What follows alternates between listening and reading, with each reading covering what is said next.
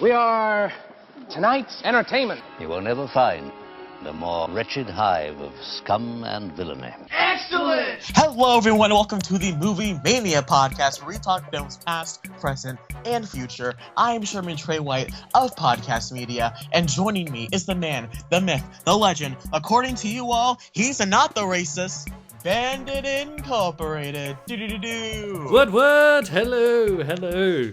Yes, How are you, Trey? Yes. Well, I had My a very favorite- interesting week. I was going to say anti-Chinaman, but I thought that doesn't really make a lot of sense. But My favorite anti-communist. Okay, no. anti-communist, yes.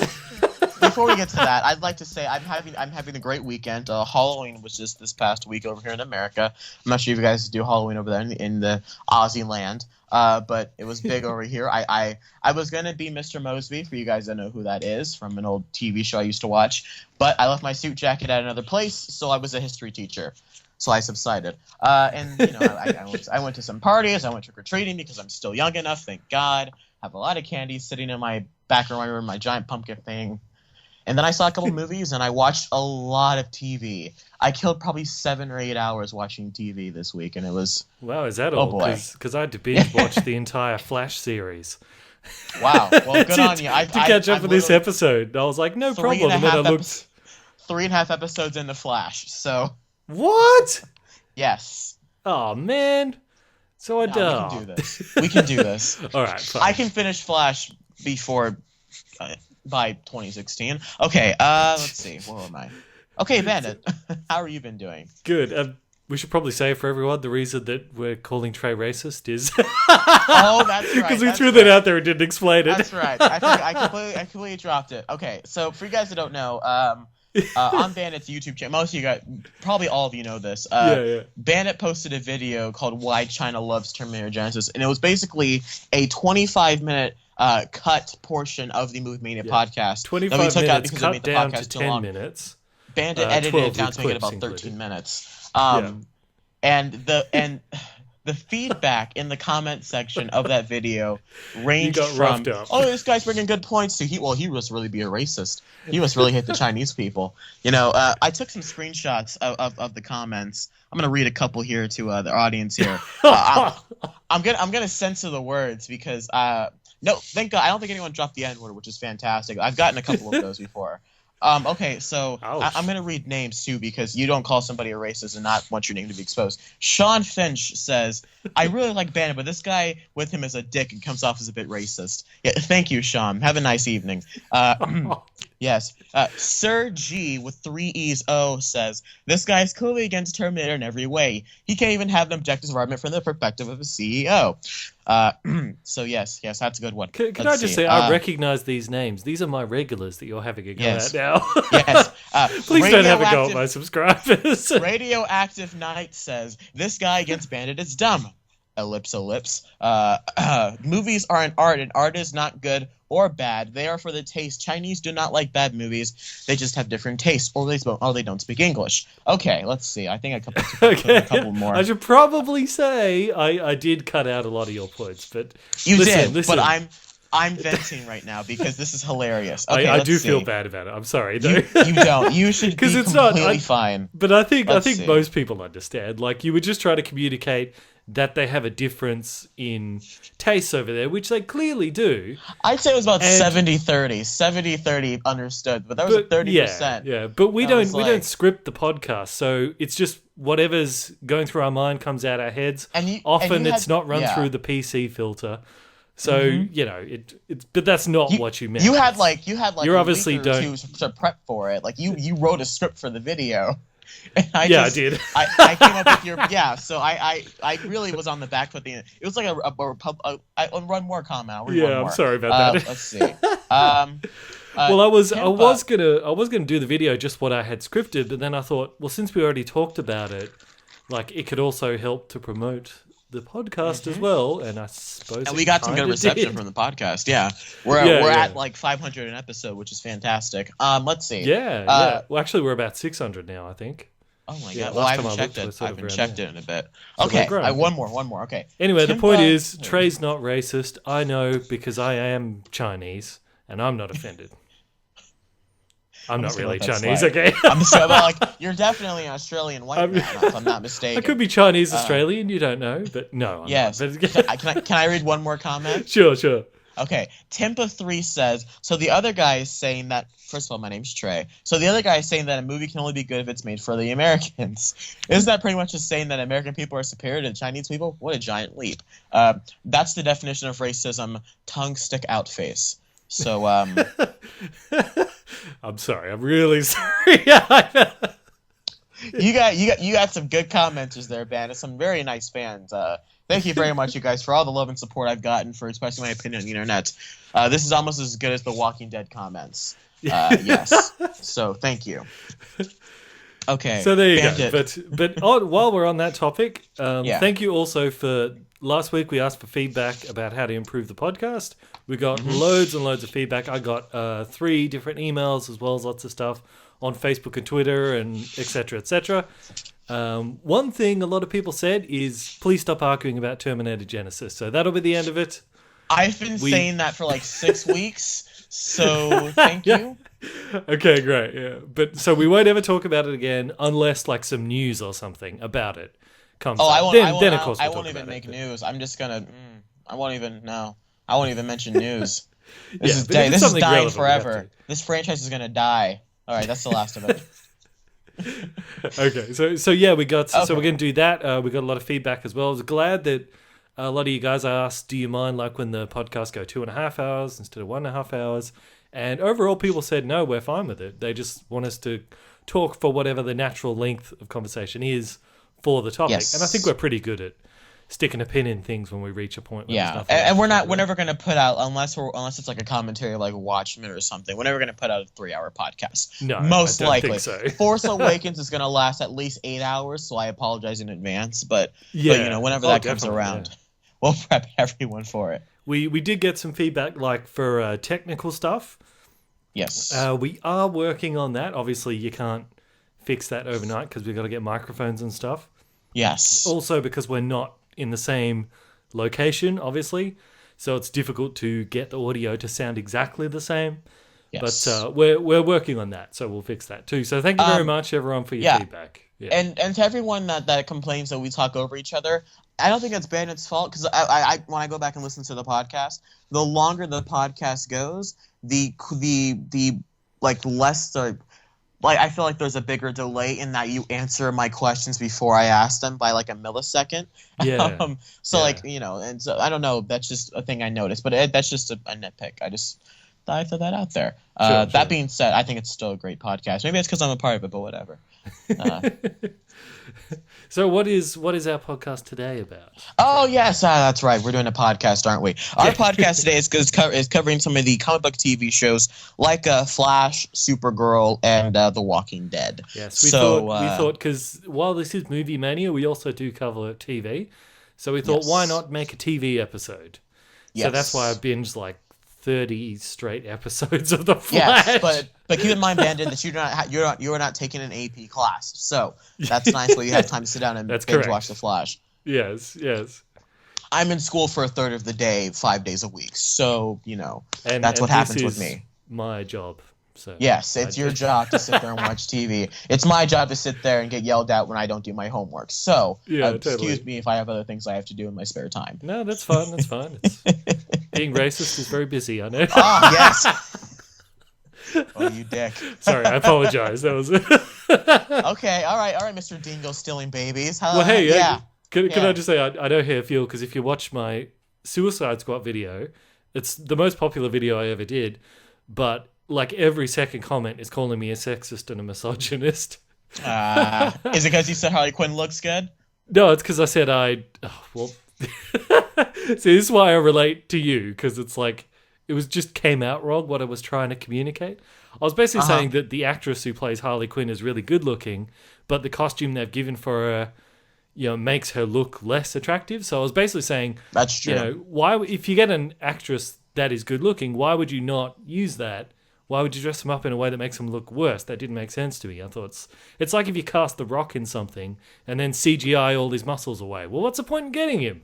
Yeah, that's basically what I was saying. But it came out where I was basically people interpreted that as as women need, Yeah. as you were called sexist and anti-feministic and all that nonsense. Every day, I probably have about probably between like 5 and 10 comments, new comments calling me that. They're like, she's more than just her looks and all that. And I'm like, well, she is also supposed to be, an attractive-looking character, so her looks are And Margot important. Robbie is definitely easy on the eyes. Have you seen Wolf of Wall? You've seen Wolf of Wall Street. So I mean, let's not So do they're this either before, calling me before I get sexist emails. for reducing her to her looks, or gay for not thinking she's good-looking. I didn't say she's not good-looking either. That's Did you keep So that called I gay, understand too? how you That's feel, hilarious. Trey. Okay. I've also All right. been called racist because in one video I said I think Tom Hardy's a better actor than Will Smith, Oh, and yeah. that somehow makes you racist. So that is you are racist, Bandit. Yeah, well, clearly. this one guy, he just went on and on. He just kept. I eventually blocked him because he just would not shut up. Yes. And he made videos about me on his channel, calling me racist and all this stuff. Fortunately, no one watches his channel, so that's good. I respect the passion.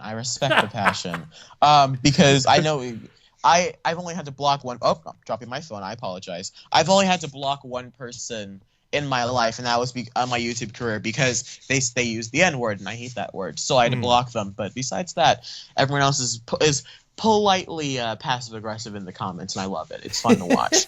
So, okay, so that's the objective of today. So, Bandit, let's get into the movie news. Ladies and gentlemen, can I please have your attention?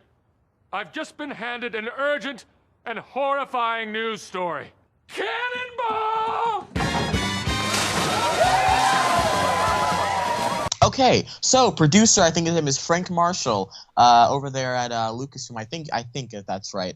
He has said that the future of the Indiana Jones franchise will continue on, but they will never recast Indiana Jones. So that means either we're going to get more movies with Harrison Ford, or we're going to get a new character. So what do you think about that, Bandit?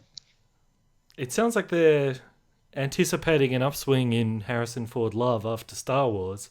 I'm so telling that's you, why they're he's going a to plug goner. him in again. He's a goner. He's worse off than a reindeer that gets character development in The Walking Dead. I'm telling you, he's gone. He's not going to make it out of Force Awakens. Probably not, but look, he's old, okay? It's fine for him to play old Harrison Ford because real time has passed, but Indiana Jones needs to be a young, fit guy because he's an action star. Han Solo, not so much. I think Indiana Jones belongs in the 30s and 40s. I think Indiana Jones belongs in the Nazi-esque area. He belongs in that area where I don't worry. It's still about the old 40s serials and not like the 70s sci-fi, because that's what we were really pushing towards in Crystal Skull. We were pushing towards the 60s and 50s, 60s, whatever, a sci-fi and kind of nuclear Cold War era, and I wasn't into that. So are they going to have Indiana Jones in the 80s? I mean, that's what I'm saying. So like, well, you know, 60s, 70s, and 80s. I'm like, that's not what I want to see. I don't want to see Indiana Jones, me neither. you know, and running into Michael Jackson. Like, that's not what I want to see in my Indiana Jones movie. He belongs. He belongs in the 30s and 40s. I'd be fine with him. Like, you know, some movies are like a universe that's frozen in one time period. Like Lord of the Rings, it's always been like that. It's always going to be like that sort of thing. And, you know, and Indiana Jones being a James Bond character. They get old, you just swap them out and keep going. You never address it. I mean, because imagine if James Bond was made in nowadays, like Dr. No came out in 2002 or whatever, and then now we are entering the age of where, let's say Lazenby didn't have him because we don't want to talk about Lazenby, and let's say now they're about to do Live and Let Die. Sean Connery's getting up there in age. He's not the same guy he used to be. And they're like, we got this new guy named Roger Moore. Everyone would lose their mind and be like, that's not James Bond. You can't recast James Bond. But it works because this way you can create different eras of Indiana Jones. You can make new eras of this character. And so if the franchise works, if you get someone like Bradley Cooper or Taron Egerton or whatever, and you get them as Indiana Jones, you can have a new style of filmmaking. And this can be cool. Yeah, absolutely. Yeah. So I think we both agree. Not too keen on Harrison Ford again. just because I don't want to see him do like Liam Neeson style running where he has to shuffle back and forth, and he's already shattered his ankle and crashed a plane since he came back to Star Wars. Exactly. So exactly. I mean, okay, they'll kill him moving if on. he tries to do another one. Exactly. And even if they're like, maybe he can do a passing the torch. No, because he already tried that and it didn't work. Yes. Okay. I would imagine like he gets to the set and he sees like the staircase and he's like, stairs. Why is it always stairs? You know. I have seen the Indiana Jones movies, so we can talk about those if you want to talk about those later on in life. Okay. I'm sure that day will come. Yeah. Oh yeah. Okay. So, moving on. Neil Blomkamp, director of the really surprisingly fantastic District 9, the pretty decent action flick Elysium, and the film abomination that was Chappie, has announced it's that... It's a sliding scale, isn't it? Yes. Thank you all for supporting my video of why Chappie is literally the worst. I think that's the title. Chappie is literally the worst. I hate Chappie. Yeah. He has announced that his Alien 5 project is officially on hold. He's moving on to other things. So Bandit, what do you think about this? Yeah, I'd heard about this, and it's interesting because we remember that when Prometheus 2 was announced as Alien Paradise Lost, we all thought it feels like it's edging closer, because remember there was a time when we're going to get Prometheus 2 and we're going to get Alien 5. Yeah. And we were like, oh, okay, they're each going to be their own thing. But then when we get Alien Paradise Lost is now Prometheus 2, we're like, what? So maybe they're trying to either fuse two together or they're getting rid of Alien 5 because this other one's too... Anyway, it's just... I could see them doing more of a fusing thing where they take maybe...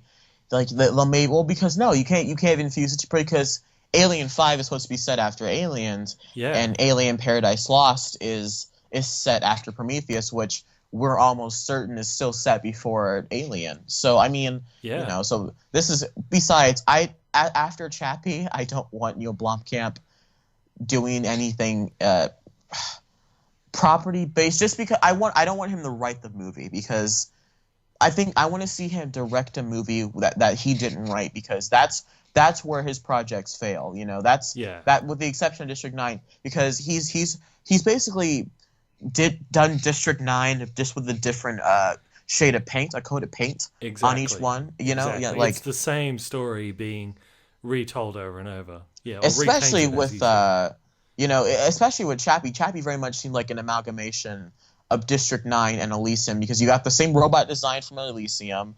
You had that same kind of South African feel with from District 9, and then you still have the hero sacrificed himself / main characters died from the other two movies. Spoiler alert, I guess. But if you haven't seen District 9, see District 9. That's a great movie. Okay.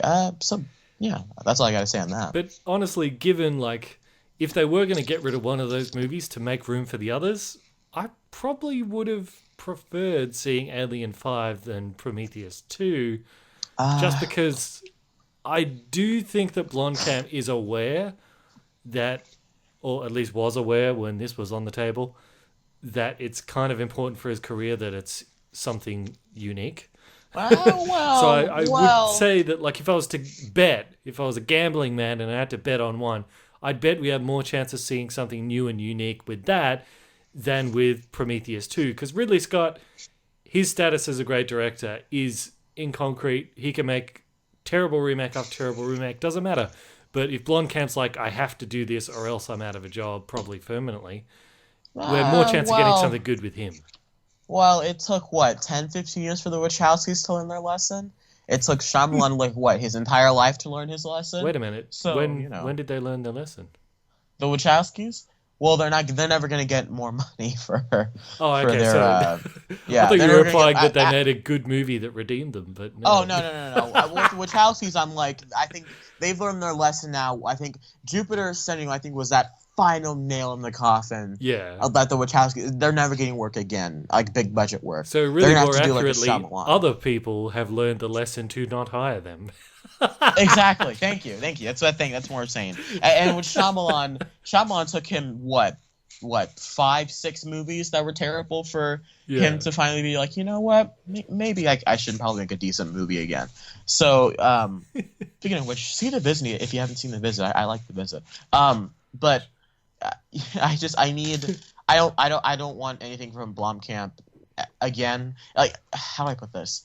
He really needs to step out of his comfort zone if he's going to do something else. Because if I see anything that has to do with slums or robots again, I'm gonna stay away from it because I don't want to see that again. But I liked Prometheus, and I think Ridley Scott has done good movies. He did Prometheus. He did a good job visually creating the world of The Martian after working with a great script and a great book and good actors. So he. However, I mean, we're assuming it's because of creative reasons. They were going to be released in the same year.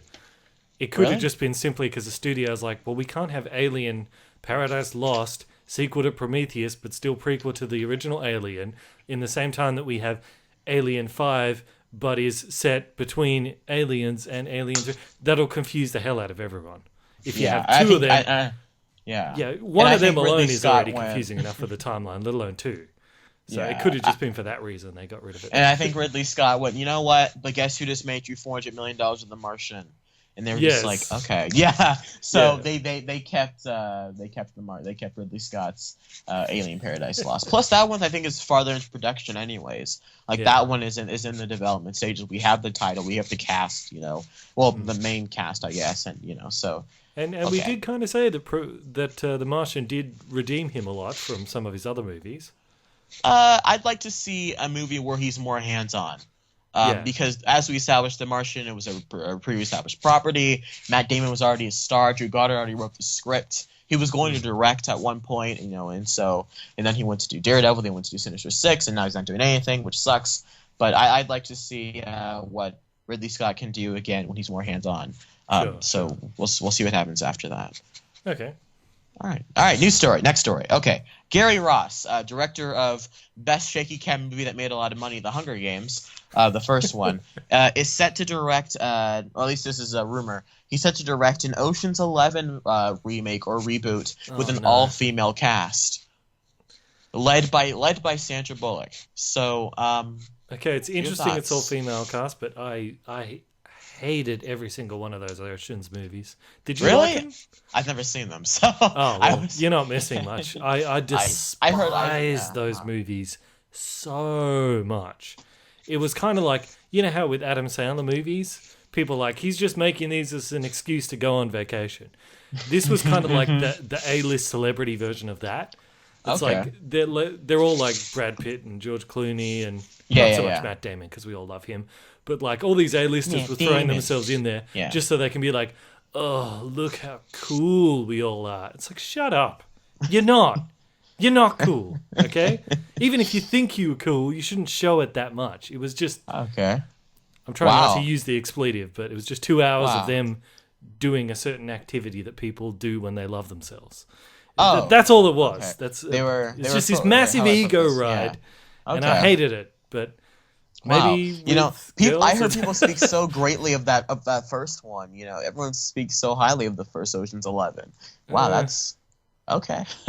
Well, I had a problem with them all. Yeah, but anyway. Yeah, I don't want people to think. Look, I'm all for we'll get to Supergirl in a minute, but I'm all for female power and telling good stories with females, but I don't want them to be like, well, now we have to do an all-female movie because it goes with Ghostbusters and Bridesmaids. Now we have to do all-female stories. I'm like, don't only do it if it serves the story. Because if you just have people in there that are clearly just there because they're females, then I'm annoyed. Because, oh great, now I'm going to get called sexist. Then I'm annoyed because that's my territory, don't worry.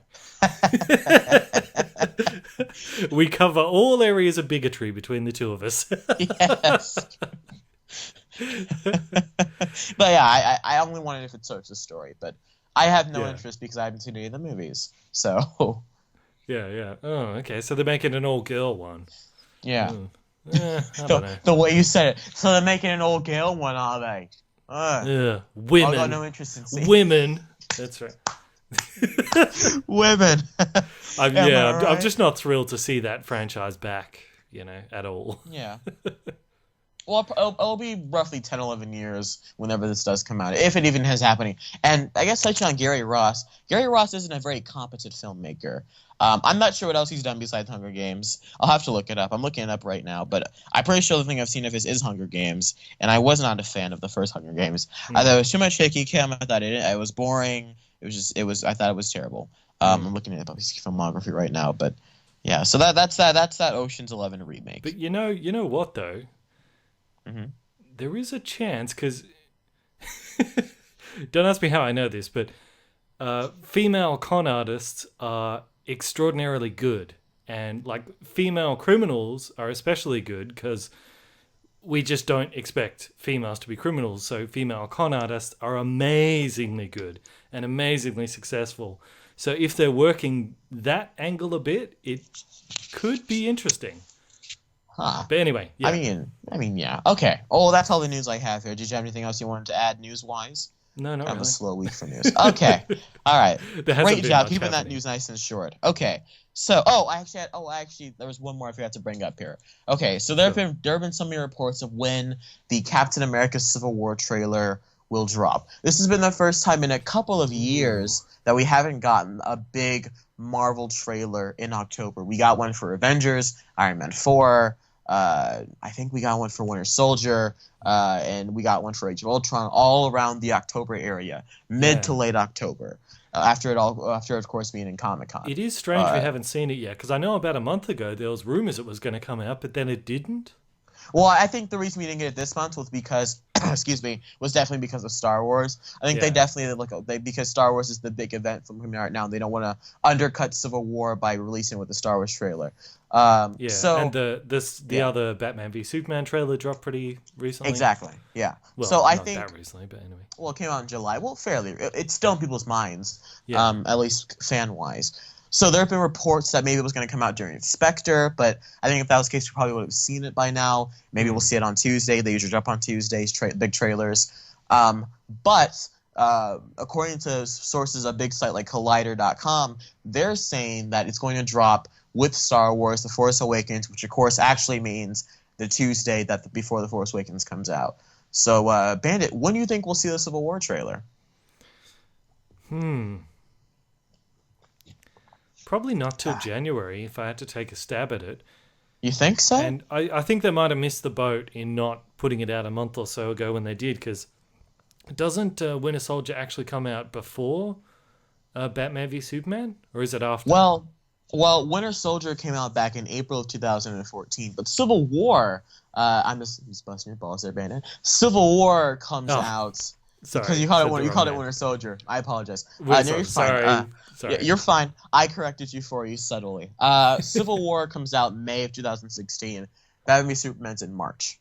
So so it comes out 2 months after. I think the smart move is to release it December with Force Awakens. If not then November with Good Dinosaur. Those are two big upcoming Disney tentpole films. Both Pixar and Lucasfilm. But I think releasing it in January maybe will help me. Well, I don't know, because, at that point, Star Wars would have been out for a couple of weeks, maybe a month or so. Maybe the craze maybe wouldn't have died down, but people wouldn't have been so rabid. So maybe that is a good point to drop it in there. But I think at that point, that's 4 months before the movie comes out. I think that's too late of a trailer, at least for a big event film like this. So I don't know. It'll probably be out in the next couple months or next couple of weeks. Because normally movies have a teaser, then 2 trailers. Maybe they only have 2 trailers, so they're just going to go 4 months and then a few weeks before, or something like that. They might be taking a hint from or tip from Lucasfilm's marketing. Maybe they're going to drop a teaser, like a really brief teaser trailer, and then release trailers that don't really give away any of the plot. Because Age of Ultron, one of the big complaints, even though I don't think it's very valid, is that they showed a lot of the movie, which is really not true. But they released a lot of trailers and clips for it. It's not like Amazing Spider-Man where every trailer had something new in it. That's not how things worked. That's just okay. Okay, cool. All right, so Bandit, we had some homework. This week, each one of you has a homework assignment. Okay, so let me touch on Sicario quickly. So Prisoners is a great movie from the guy who did Prisoners. He did this movie, which basically tells the story of this FBI agent who, after a very untimely event, is plunged into this world of drug cartel in which she assists the FBI and this basically, if you want to go by bounty hunter / hitman, played by Benicio del Toro, who works to take down this drug cartel, this leader of the drug trade. And it's really dark. It's really violent. It's really depressing. But at the same time, it felt very film noirish. How to put this? The movie's getting a lot of praise, and I'm not saying the praise is undeserved, but the movie really didn't hit me in a very specific way. It wasn't like Steve Jobs or The Martian or a movie even Gone Girl, where the movie doesn't necessarily have a lot of action to it, but it keeps you interested. The movie really really creates if you are tired, do not watch the movie. You'll be out in 10 minutes, because there's a lot of long stretches of time where it's just really cool, well shot things, like Roger Deakins did the cinematography, who also did Skyfall and a bunch of other movies. It's just long shots. Nothing happens on screen. No one's talking. A lot like Blade Runner. And things are just and then nothing's happening on screen. Nothing's being forwarded plot wise. It really is just, I think, to establish the tone and establish the scenery, which is fine. It's a good use of visual storytelling, but in many ways it didn't work for me, because I was still confused after all this happened.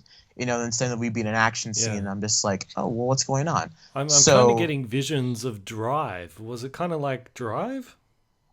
Yeah, well, it was kind of like Drive, but at the same time with Drive, you at least connected to the main character. You at least felt for Ryan Gosling, but here you don't really care, because Emily Blunt's the main character. You don't really care for Emily Blunt because she only really gives one emotion the entire film, which is kind of unsettled. That's all. That's the only emotion she gives. I didn't feel any nuance in her performance, and I might get a lot of flack for this, but because everyone's praising her and the movie for this, but I wasn't that big fan of it. I probably give it a 7 out of 10, maybe 7.5. I wasn't into it, and which is a shame, because it's really it's well directed, it's well acted, it's well written, and they really get their point across of how terrible the situation is, but maybe they did it too much, to the point to where I felt like they didn't explain a lot of things, and I wasn't into that. So that's Sicario. Okay, I feel weird that I've heard literally nothing about it. Well, I mean, even over here, there was a lot of build-up with all the trailers, and then when it hit, people loved it, but there wasn't a lot of talk about it, of where it was just this is a great movie, like The Martian or whatever, But I don't know. So that's Sicario. Okay. So great. Bandit, So, it's time to get into our main general topic. So it's a tentative thumbs up from you on Sicario. Yeah, go see it if you're definitely if you're into film noir, maybe the old westerns, the old, more slow-paced westerns, foreign films, especially if you're into those kind of movies, broad topic foreign films, kind of the noir films, the old detective movies. If you're into those, you'll probably like Sicario. Yeah.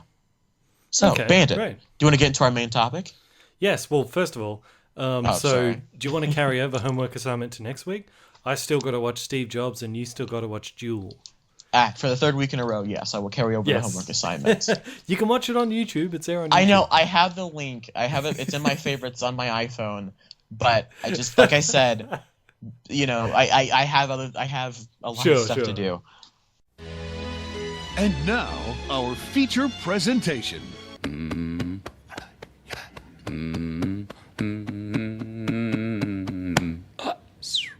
Our feature presentation, a lot of comic book television today, guys. Yes. Not Daredevil or Agents of S.H.I.E.L.D. because I love Daredevil, but I haven't seen Agents of S.H.I.E.L.D. since, 2 years ago? I can't wait for the next season of Daredevil. That's going to be so awesome, yes. isn't it? Punisher. Oh, Punisher, John Bernthal, who is Shane from Walking Dead, he's in Sicario, and he's great. He's also in Sicario Wolf of too. Wall. Yeah, he's also in Wolf of Wall Street. Let him watch. Let him watch. Hey, And Mom, Fury. we got chicken or what? Oh. Yeah, he's also in Fury. But we won't get into Fury. Okay, so Supergirl. What did you think of Supergirl?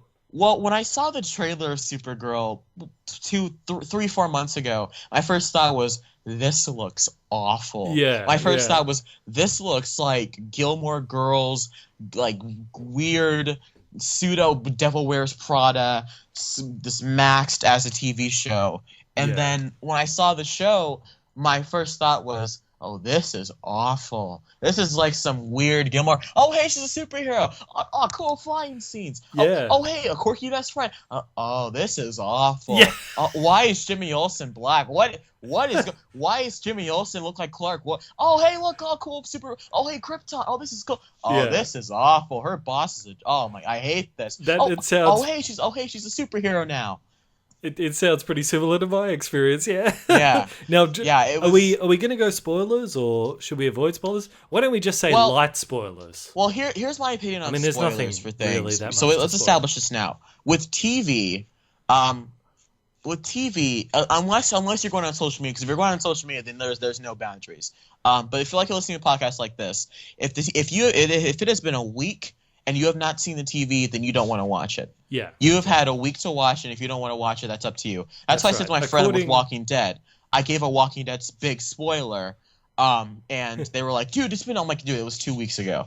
Keep up. And they were like, okay. So, and with movies, I think movies is more like a month and a half with movies, but that's just because movies are harder to get to. I like Screen Junkies established the rule of 2. 2 weeks for a movie, 2 days for a TV show. See, but with the whole 2 weeks things for a movie, like if you say, because I go to school and well, I mean it's 2 weeks, then you can talk about it without having to give warnings. Well, I think because some people can't get to the movies that quickly, and because I know that's how that's how I was back when I was younger. I wasn't able. I was at the mercy of my parents because they paid for it. So they were the ones that said sure. I wasn't saving up money back when I was younger. But I can see people but with TV, it's at your house and they have on-demand services and you can get it on your phone. So yeah. TV is a lot. So we'll just go spoilers. All right. Yeah. Well, yeah. Sorry, my reaction with Supergirl was pretty similar because when I saw the trailer, I was like, okay, this is clearly not targeting my demographic. It's clearly meant to be for younger girls and that sort of stuff. But with that, I actually ended up enjoying it a bit more than I thought I would. Because it's I had the same thing. I was a bit worried because, let me just say this, about 10 minutes in, and I'm like, okay, we have the intro of the whole thing of her leaving Krypton, and the very first thing that happens after that is she walks into her office, and this guy's like, hey, you want to go on a date with me? And she's like, no, I don't want to go on a date with you because I'm going on a date with someone else. He's like, you're going on a date with someone else? She's like, yes, I'm going on a date with someone else. Then she meets Jimmy Olsen. She's like, ooh, I'd love to go on a date with that guy. Then she goes home and talks to her sister about how she's going to go on a date later on. Then she goes on the date later on, and the date doesn't want to go on a date with her, so he leaves. And that's when I was worried. I'm like, oh man. I was like, we're 10 minutes in. I was like, this is going to be the whole show, isn't it? Okay. Yeah, I was not into it. I want to touch on the Jimmy Olsen thing for a second. But then, fortunately, plane crash and she goes in Supergirl. So I was like, thank you. Came just in time. But sorry, go on. I don't have an issue with Jimmy Olsen being black necessarily. I have an issue with him being super attractive, hunky, deep voiced, suave Jimmy Olsen, because Jimmy Olsen is not supposed to be. He's the other guy. Yes, he's not. Thank you. He's her friend. The other guy in the office, whoever he was. Let's call him not Jimmy Olsen because I can't remember who he was. We'll call him not Jimmy Olsen. We'll call the black guy Blimmy Olsen. But point being, Blimmy Olsen, he's not. I look at him and I think he's Black Superman. He is Black Superman. That's exactly what he is. Give him the costume and he could be Superman. He really could. I wasn't into that. I think Angry Joe made a good point about that because when he watched the trailer, he said maybe it's because Superman's not in the show. So they made Jimmy Olsen a bit more hunky so he can sort of have that presence of Superman, even though you don't have Superman there, which I understand, but still, he's Jimmy Olsen. He's not supposed to be like... You don't need to have a hunky presence on the show because this show isn't about hunky males, a strong male. It's about a strong female character. Speaking of which, the sister's annoying. Love interest. I can't stand the sister. Yeah, well, I got some issues with the sister too, yeah. But I'm sorry. Keep going. Sorry, I keep interrupting you too. So you go ahead and then I'll interrupt you later. Well, my main issue with the show is that it didn't know what it wanted to be. Because even when it got to the superheroing stuff, it just, I don't know how many times I heard the phrase, "You can do it, Kara. You can do it." Like, yeah, she knows. She's doing it right now. Like there's a point, spoilers again, there's this point where the bad guy has this axe thing pointing at Kara's face, and Kara's doing the laser eye thingy. And you know and she's heating up the thing and then she's like, "I can't, it's too strong," and the sister's like, "You can do it, Kara, I believe in you." And then she just does it and it blows up. I'm like, well, what did she do differently? Because she clearly already believes in herself, and I couldn't handle another pep talk about why you're special. It was so annoying. I couldn't do it. But I'll like on that though. Like, that was one of the moments. There were a couple of moments where I was like, oh, why are you doing this? But then it would redeem it later. Like, with that, when she started saying, you shouldn't have saved that plane, she was doing, like, the, you know, Jonathan Kent from Man of Steel thing of, you know, don't save anyone. You should never do anything good. She was doing that, and I was like, we're not going to do this again, are we? But then later when it revealed that she was working for that secret agency thing, I'm like, okay, now that makes sense. Because she didn't want her to be exposed to all that stuff yet, so that's why she was discouraging. So there was a couple of moments like that where I thought it was dumb, but then it kind of made sense. And like, there's a scene when she goes in and she starts yelling at her boss, and I'm thinking, there is no way you could talk to your boss like that and not get fired. This is stupid. And then the boss says, "Can you give me any reason why I shouldn't fire you right now?" So I was like, oh, okay. So there was a couple of moments like that showed me it's a little bit smarter. But you know what I thought was... Sorry, just one more. What I thought was going to happen is, because of those little moments leading up to it, throughout the show, the guy who runs the Star Labs kind of team, he's like, we don't want your help. Go back to get people coffee. Yeah. No girls here. Yeah. I hated that so much. I know, and I'm like, you idiot, she's a Kryptonian. What the hell is wrong with you? She can snap you in half. And So I thought, she can call her cousin up. Because it did those things earlier on, I thought it was going to be at the end that he didn't really think that, but he was saying that to her to give her the motivation to prove him wrong, to sort of step up. I thought that's what they were going to show. So he's like, I believed you, I was just giving you a push by saying all that. But then they didn't. No. Which was weird. He was just a sexist old man. Yeah. And let's talk on the whole girl power situation here, because my opinion on feminism, not to get political here, I believe that everyone deserves equal rights. Yeah. And in many instances, the modern day feministic outlook on things is that women should be superior. Men should be subservient to women, and that does not make our situation any better.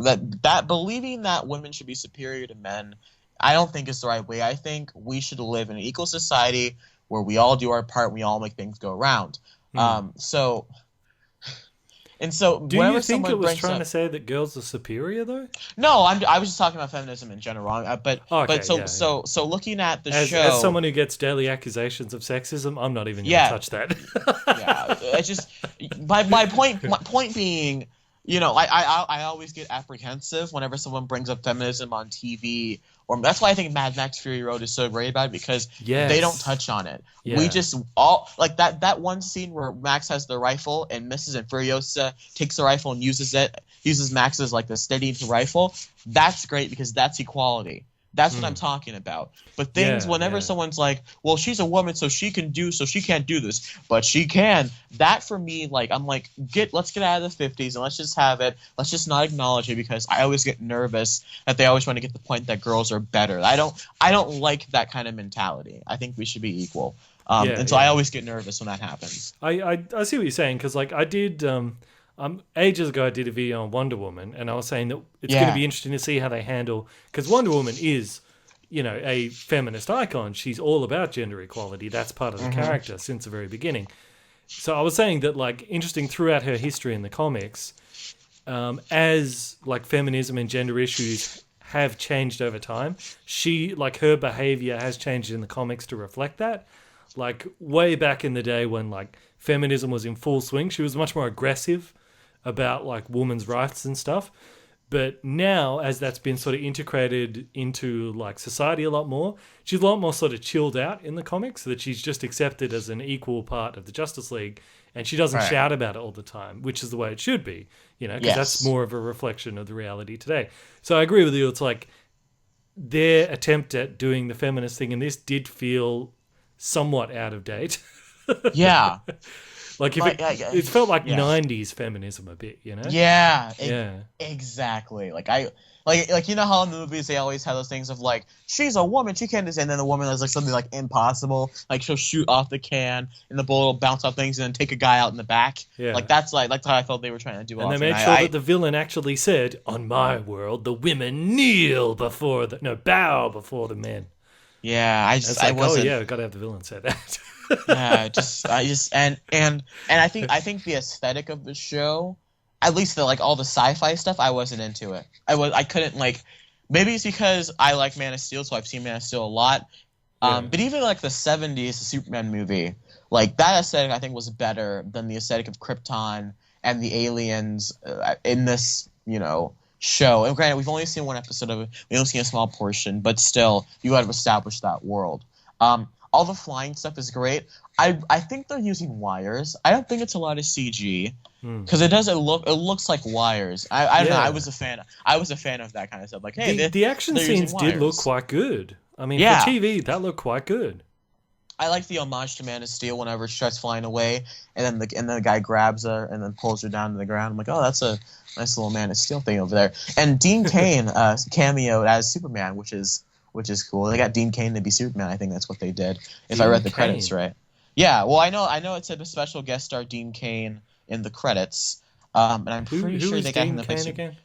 Oh, he was Superman in the Adventures of Lois and Clark, I think. Oh no, he wasn't Superman. He was Supergirl's adopted dad at the very beginning. Was he? Did I miss him that quickly? Oh, I'm sorry. It was him and whoever the mother actress was. I think she was somebody. So, but when I saw that, I was like, "Oh, her dad is Superman." So, hopefully, he'll come back again. I'd like to see him again. Oh, but yeah, he was in an episode of Smallville too. There's this kind of weird meta thing going on amongst the different Superman TV shows. Like in Smallville, the voice of Zod was Terrence Stamp. The voice of Jor-El was Terrence Stamp, who was Zod in the old Christopher Reeve movie. Yeah. You never saw him. It was just the hologram voice speaking in the Fortress. But anyway, sorry. I'm getting off track. No. Well, thank you for correcting me on that. Thank you. Now I'm glad I know now. Okay, I was wondering who Dean Cain was. I thought he was Superman. Okay. I think that was just some actor they had with the light behind him. Yeah. It was just some lookalike who looked like Henry Cavill. I think I loved all the superheroing stuff. I think that everything with her and her best friend, I was a huge fan. Like when they're testing out the different costumes, and you know, and one's like these tight shorts, you know, and she's just like, I'm not wearing this. And I liked the mini skirt one. That was the best one. Yeah. When she changed I was like, oh. My misogynistic self did not like that. they had a lot of low camera angles while they could. That camera was very low. That's why I was like, really, guys? Come on, CBS. No, but I liked.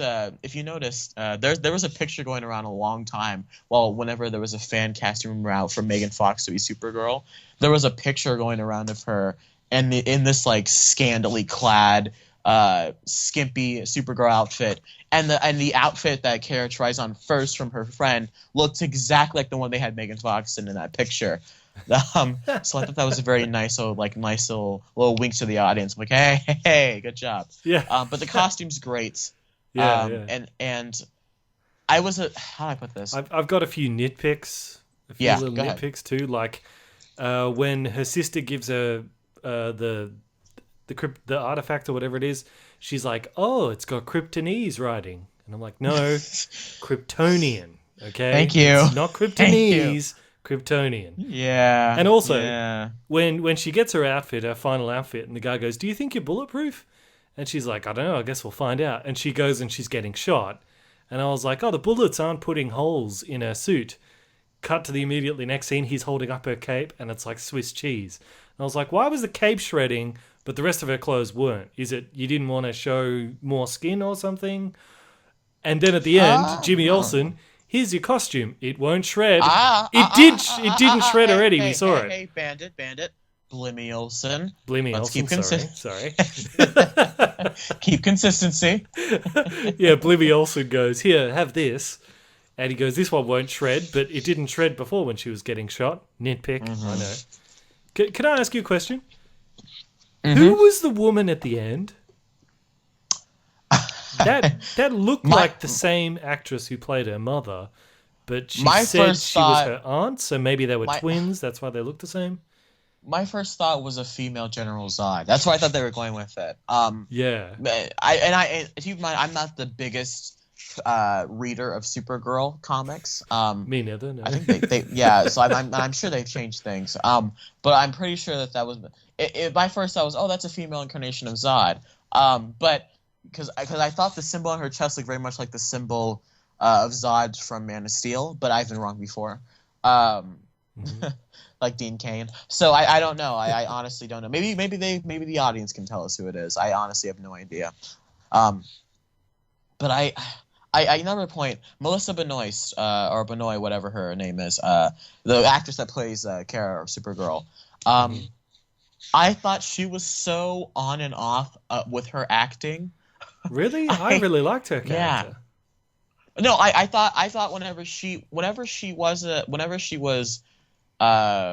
more of the Clark Kent-ish kind of Kara, I was much more into that. Whenever she was talking with her whenever she was talking with with her best friend, I was a fan of. Whenever she was talking to her boss, I was into that. But whenever she was actually sitting there and talking to her sister or Blimmy Olsen or the government, I thought she was just bombing line after line, especially the end line, "I am Supergirl." Then she flies to the camera. I'm like, nah, I wasn't into that. I wasn't.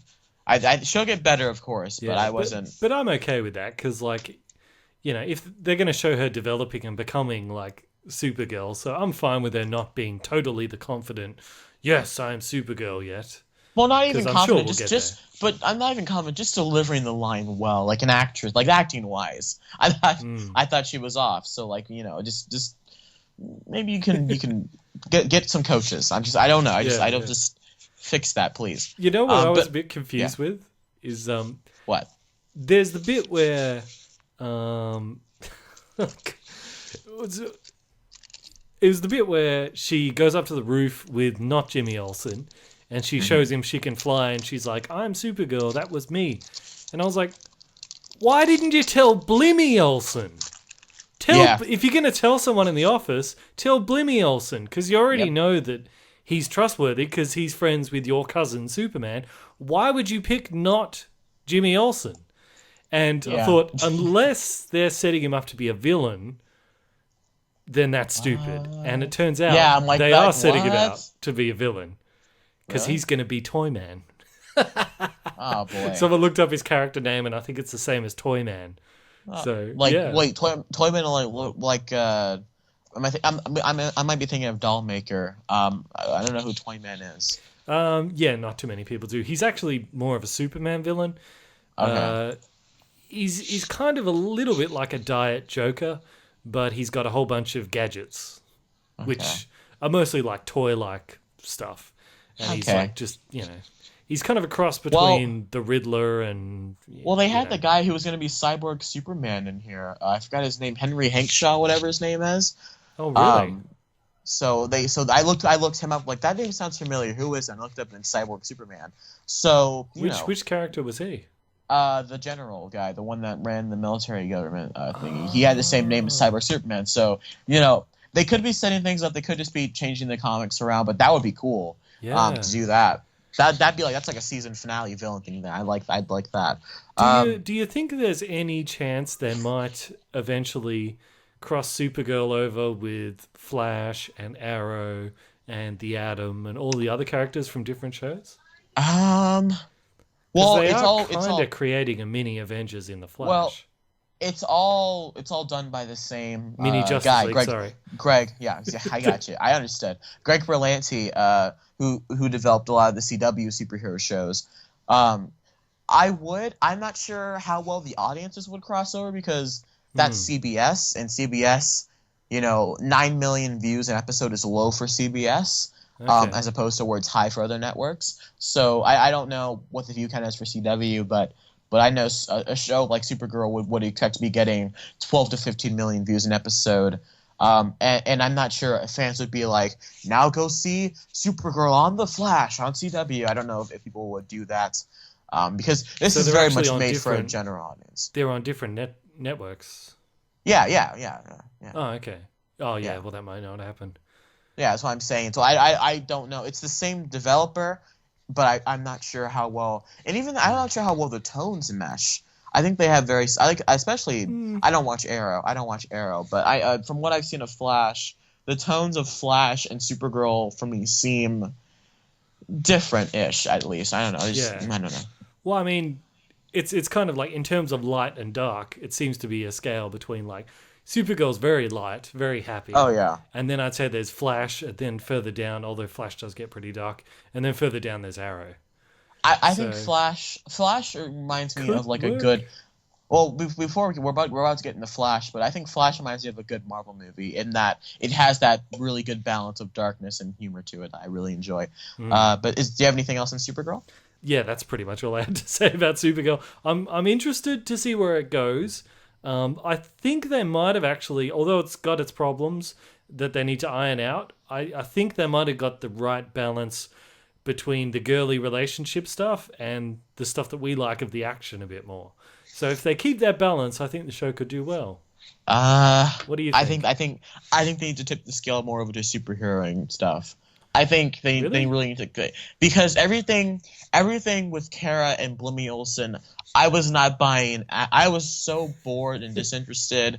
I was just like, yes, get either kiss or leave the room. I can't deal with this. And we're gonna get to that with Flash too. But for me, like the superhero stuff, unless your characters can instantly have that connective chemistry, unless I don't feel like I'm watching someone act like they're in love or act like they have a feeling for each other. Like I think that's why Winter Soldier, the relationship between Black Widow and Captain America works so well, because there's clearly like a connection there, but they feel like they've known each other for years.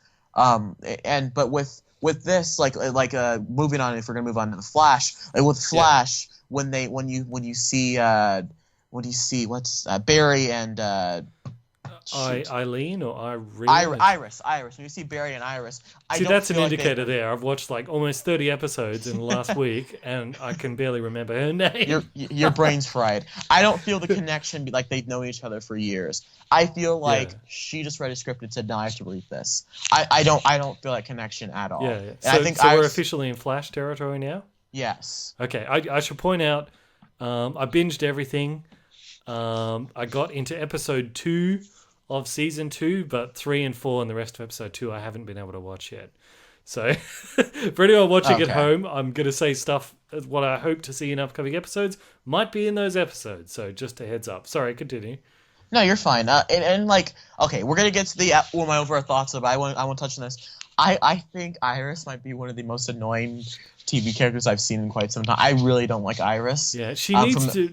Like, I thought that a lot. I was like, she really needs to be written better, because the way they've written her is like, she's the one who's always like, what's going on? And that's fine. You always got to have that character in a superhero show. But do you have to write her that she's just this constant nagging nuisance? You don't have to write her like that. Oh, my God. Please. And like, keep in mind, I'm only 3.5 episodes into it, but how douchey is Eddie for me? I don't know. I don't know. Hopefully he gets better.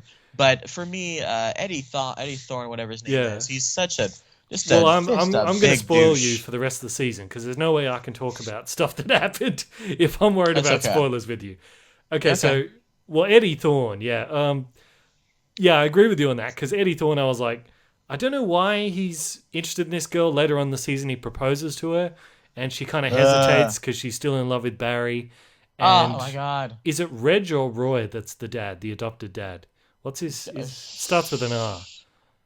I don't know. The detective. I'll call him the detective. I know who you're talking about. And he sort of says to Barry later on, he's like, "Look, I know you've always been in love with her, and I know she feels something for you," because Eddie goes to him to ask for his blessing on proposing, and he says no, And Eddie's like, well, I'm not really asking your permission. I'm just asking your blessing. And yeah, the detective says to Barry, it's because I know she's still got feelings for you, blah, blah, blah. Later on, right, again, spoilers for you, Eddie Thorne is the descendant of Dr. Wells. Hello? Oh, yeah. No, I'm sorry. Reverse I'm sorry. Flash. I know who you are. I know who you're talking about. I'm just processing it. Yeah, so Flash Wells is his Reverse descendant. Flash. So he's like great-great-great-great-grandfather of Reverse Flash. And Reverse Flash at one point, when it all blows up and they figure out who he is, he sort of takes Eddie prisoner and he shows him like a newspaper from the future. And it's got the person who wrote the article was, God, I've forgotten her name again, Irene. But it says Iris. That's it, Iris. So, and it says Iris Allen. So he's like, you're wasting your time. You don't get the girl. You're not going to succeed. And he basically says, because at one point Eddie's saying to him, he's like, you're not as smart as you think you are. And he's like, really? He goes, because I'm a genius in my time. Imagine what that makes me here. And he says, in fact, I've traced back all of our family, and it's full of these influential leaders, these brilliant minds, all these amazing people, except for you. He says, you're the only one who's completely or almost been completely forgotten by history. Wow. You've had a totally unremarkable career as a cop. You're not a hero. You don't save the day, and you don't get the girl. And that really messes with his head the last couple of episodes. And after that, I was kind of like, I feel for Eddie, but hopefully now he'll just go, you know what, I'm done with this. And he'll just bother with that girl. He just leaves, what was it, Central City or Starling, one out of two. He's just like, I'm just going to go. Yeah, it does affect him after that. And I actually, like, it was the first time I was really invested in anything that had to do with his character. Yeah. And he's kind of like saying to Iris, like, I don't want to be with you. This isn't going to work, blah, blah, blah. And he tells her he's seen the future. And she's still like, how do you know that's going to happen, blah, blah, blah. And, he gets a pep talk. And then suddenly he's like, yes, let's get together. And I'm like, no, dude, no. Regardless how you found out, this is the truth. You are not suited, and she's boring. Yes. Yes. I was like, why is everybody after her in the first place? And besides, it's kind of creepy that Barry Allen wants to be with her, because she's his stepsister. Wait, obviously. What? Oh yeah. Because he's adopted into that family. So it's like I found that interesting because technically they're brother and sister there. Well, hey, not biologically. Maybe Barry's a fan of Game of Thrones. Things happen happen that's sometimes, man. Well, I found it interesting that they never actually called them brother and sister in the show. Well, they deliberately avoid that because they don't want that connotation. They're always like, "You're friends. You've been friends forever." It's like, no, they're brother and sister. Okay. Yeah, they are siblings. But you don't want to bring that up because that's weird. Yeah. How good is Tom Cavanaugh, by the way, as Dr. Harrison Wells? He's great. He really, is so good. Yeah, I'm gonna keep watching this show. And I can't wait to see how this plays out. Well, I'm gonna have to spoil you because we got to talk about it. I had a cousin that spoiled it for me, anyways. He started watching from the beginning of the show like last year, and so he calls me about every week and just like, oh man, on the Flash today. I was like, yeah. So he likes to talk about the Flash. It's okay. Okay, so I can talk about it. So yeah, well, towards the end of the season, I think it might be the final episode. He's like beating up the Flash real bad, like real bad. And Eddie Thorne just shoots himself in the heart and he just vanishes. Oh. Because he's his descendant, so he shoots himself and he disappears from the timeline. And in like the first episode or so of season 2, I was like, I don't know how they're going to go without Dr. Wells. He was so much of what made that show great. Yeah. And if he's not there, but I thought about it and I was like, well, if he erased, because it's like, I thought, well, if it's time travel, you could always go get him from a different time. But no, you can't. Because if Eddie shoots himself, he's not just dead in the future. He's completely erased from the timeline. So there's no way you can ever get him back. But then I thought, well, then Barry's mother shouldn't be dead then. Exactly. Like this, like, yeah. So the fact that in the start of season 2, his mother is still dead, and he's been able to legally get his dad out of prison, that, leads me to believe maybe he wasn't completely erased from the timeline. Maybe we will see him again. I'd love that. Yeah, because if that's the case, then his mom would never have been killed. He probably wouldn't be the Flash, which Yeah. in time would mean that Harrison Wells would never want to come, or Thorne would never want to come back and do whatever his Reverse Flash does, which it then inclines that then, you know, he would have never told Eddie, and then Eddie would have never shot himself, in which inclines this whole thing would have, boy, we've hit the circle. Okay, my bad. Well, it gets very time travel-y towards the second half of the I love season. that. Sounds great. I love that. Yeah. I love that. Well, I mean, we always knew it was going to, because they figure out that there was two speedsters at the scene when Barry's mother died, and as soon as they say that, you're like, well, it's going to be future Flash fighting future Reverse Flash trying to save his mom. Yeah. And of course it is. Well, I mean, even in that very first episode, you know, it was like from 2025 Crisis, Flash dies in the Crisis or whatever. You know, so that's been set for a while. Yeah. Well, again, spoiler alert for you, but in the first two episodes of that, they do set up the idea of a multiverse. Ooh, do we see Jay Garrick, don't we? I heard about that. Yes, we see Jay Garrick. Yeah. And so even if we don't see Dr. Wells or that Reverse Flash again, we might see him from an alternate reality. Yeah. Or from a different world. Technically, it wouldn't be the same, but it'd still be great to see him again. But and I love the God, I keep forgetting his name. The dude with the long hair who comes up with all the names for everyone. Oh, Cisco. Cisco, that's it. Yes, yeah. I really like Cisco, and I think his good. Character gets meta jokes right. That's true. You know, like it's a delicate balance with meta jokes. Yeah, and he seems doing to what get Gotham. it. He's doing what Gotham can't do. Yes.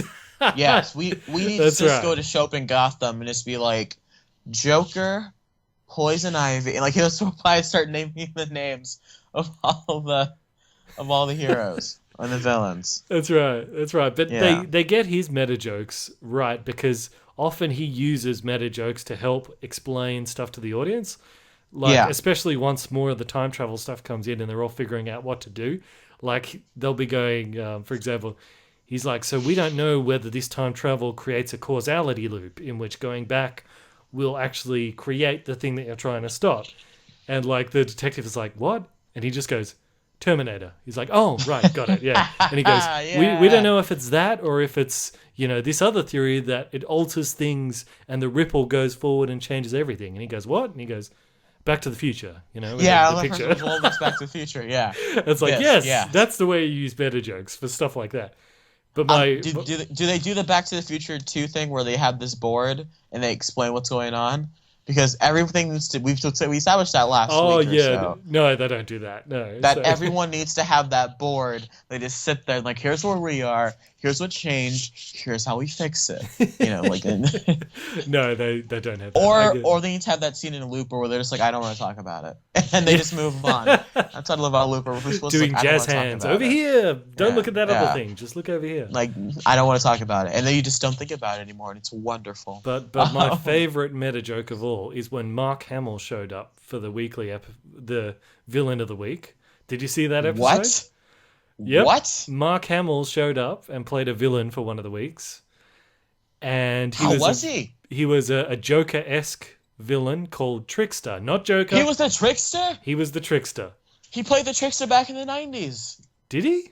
Yeah, in the old Flash TV show, because I know the guy that plays Barry Allen's dad played the Flash back in the old show, and Mark Hamill played the Trickster back in. They have. Oh, that's so cool. Oh man. I gotta write wait this a minute, down. because we'll get there. Because he's playing Trickster, who's in prison, and there's a younger guy who's claiming to be the new Trickster, who's impersonating his thing, and he's very unhappy that someone else is stealing his gimmick. But it turns out it's all a big way to like bust the Trickster out. And this younger Trickster has kind of been groomed by him because they've been corresponding by mail. And he's like, oh, I'm so happy, you know, you're my hero or villain. Yeah. He's like, yeah, I want to be just like you. And Luke goes, do you know why I've singled you out and why I've coached you? And he goes, no. And he goes, because I am your father. And the music goes do do do do, you know, like in Star Wars. So you get Luke Skywalker saying, "I am your father," and he That's says incredible. it just in the same way that Darth Vader does. It was fantastic. I can imagine like Mark Hamill reads the script and he's just like, seriously, really, really. He looked like And he everyone's just enjoyed like- it when he was saying it too. Everyone's just like, yeah. Like he's like, do I have to? He's like, I can just go do Kingsman. He's like, oh, yeah. Wow, that's great. I gotta find. I'm gonna single out that episode now. Wow, that's gonna be a nice surprise. Oh Yeah, boy, it does get some of the time travel dilemmas that they present to them, like in the specifically last 2 episodes of season 1. Mm-hmm. I didn't think they did very well because he's debating Okay. about whether he'll go back and try to save his mom, and they're basically saying, "Hey, look, like your mom died when you were a kid because of Reverse Flash going back and changing one thing, and look how much just that one thing has changed all of this." yeah, They say if you go back and you change your mom, that was one day that changed all of this. If you save your mom, that's 15 years worth of changes.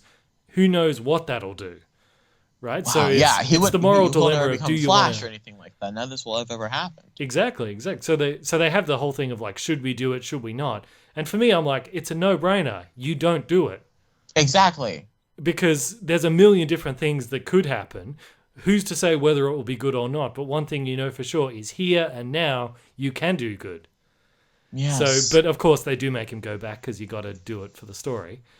Yes. But then they raise the stakes even higher, and they're like, okay, if you go back and change it, not only could you destroy the whole timeline, but you could also maybe create a black hole that consumes the entire planet. Oh, And I'm like, well, now if there's any doubt, you definitely shouldn't go back, right? Nope, he still goes back. Oh, Barry. They should have done a bit of a better job to sort of... Yeah. Because to me, that Okay. was not even a choice as to whether you do it or not. Wow. Okay. Wow.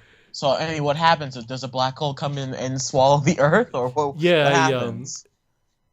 He goes back, and he's about to, because there's 2 Flashes. There's the future Flash that's fighting Reverse Flash, who carries his younger self out of the house. Because remember, he said he just appeared outside the house and didn't know how he got there. Yeah. Because his older version grabbed himself and got him out of harm's way.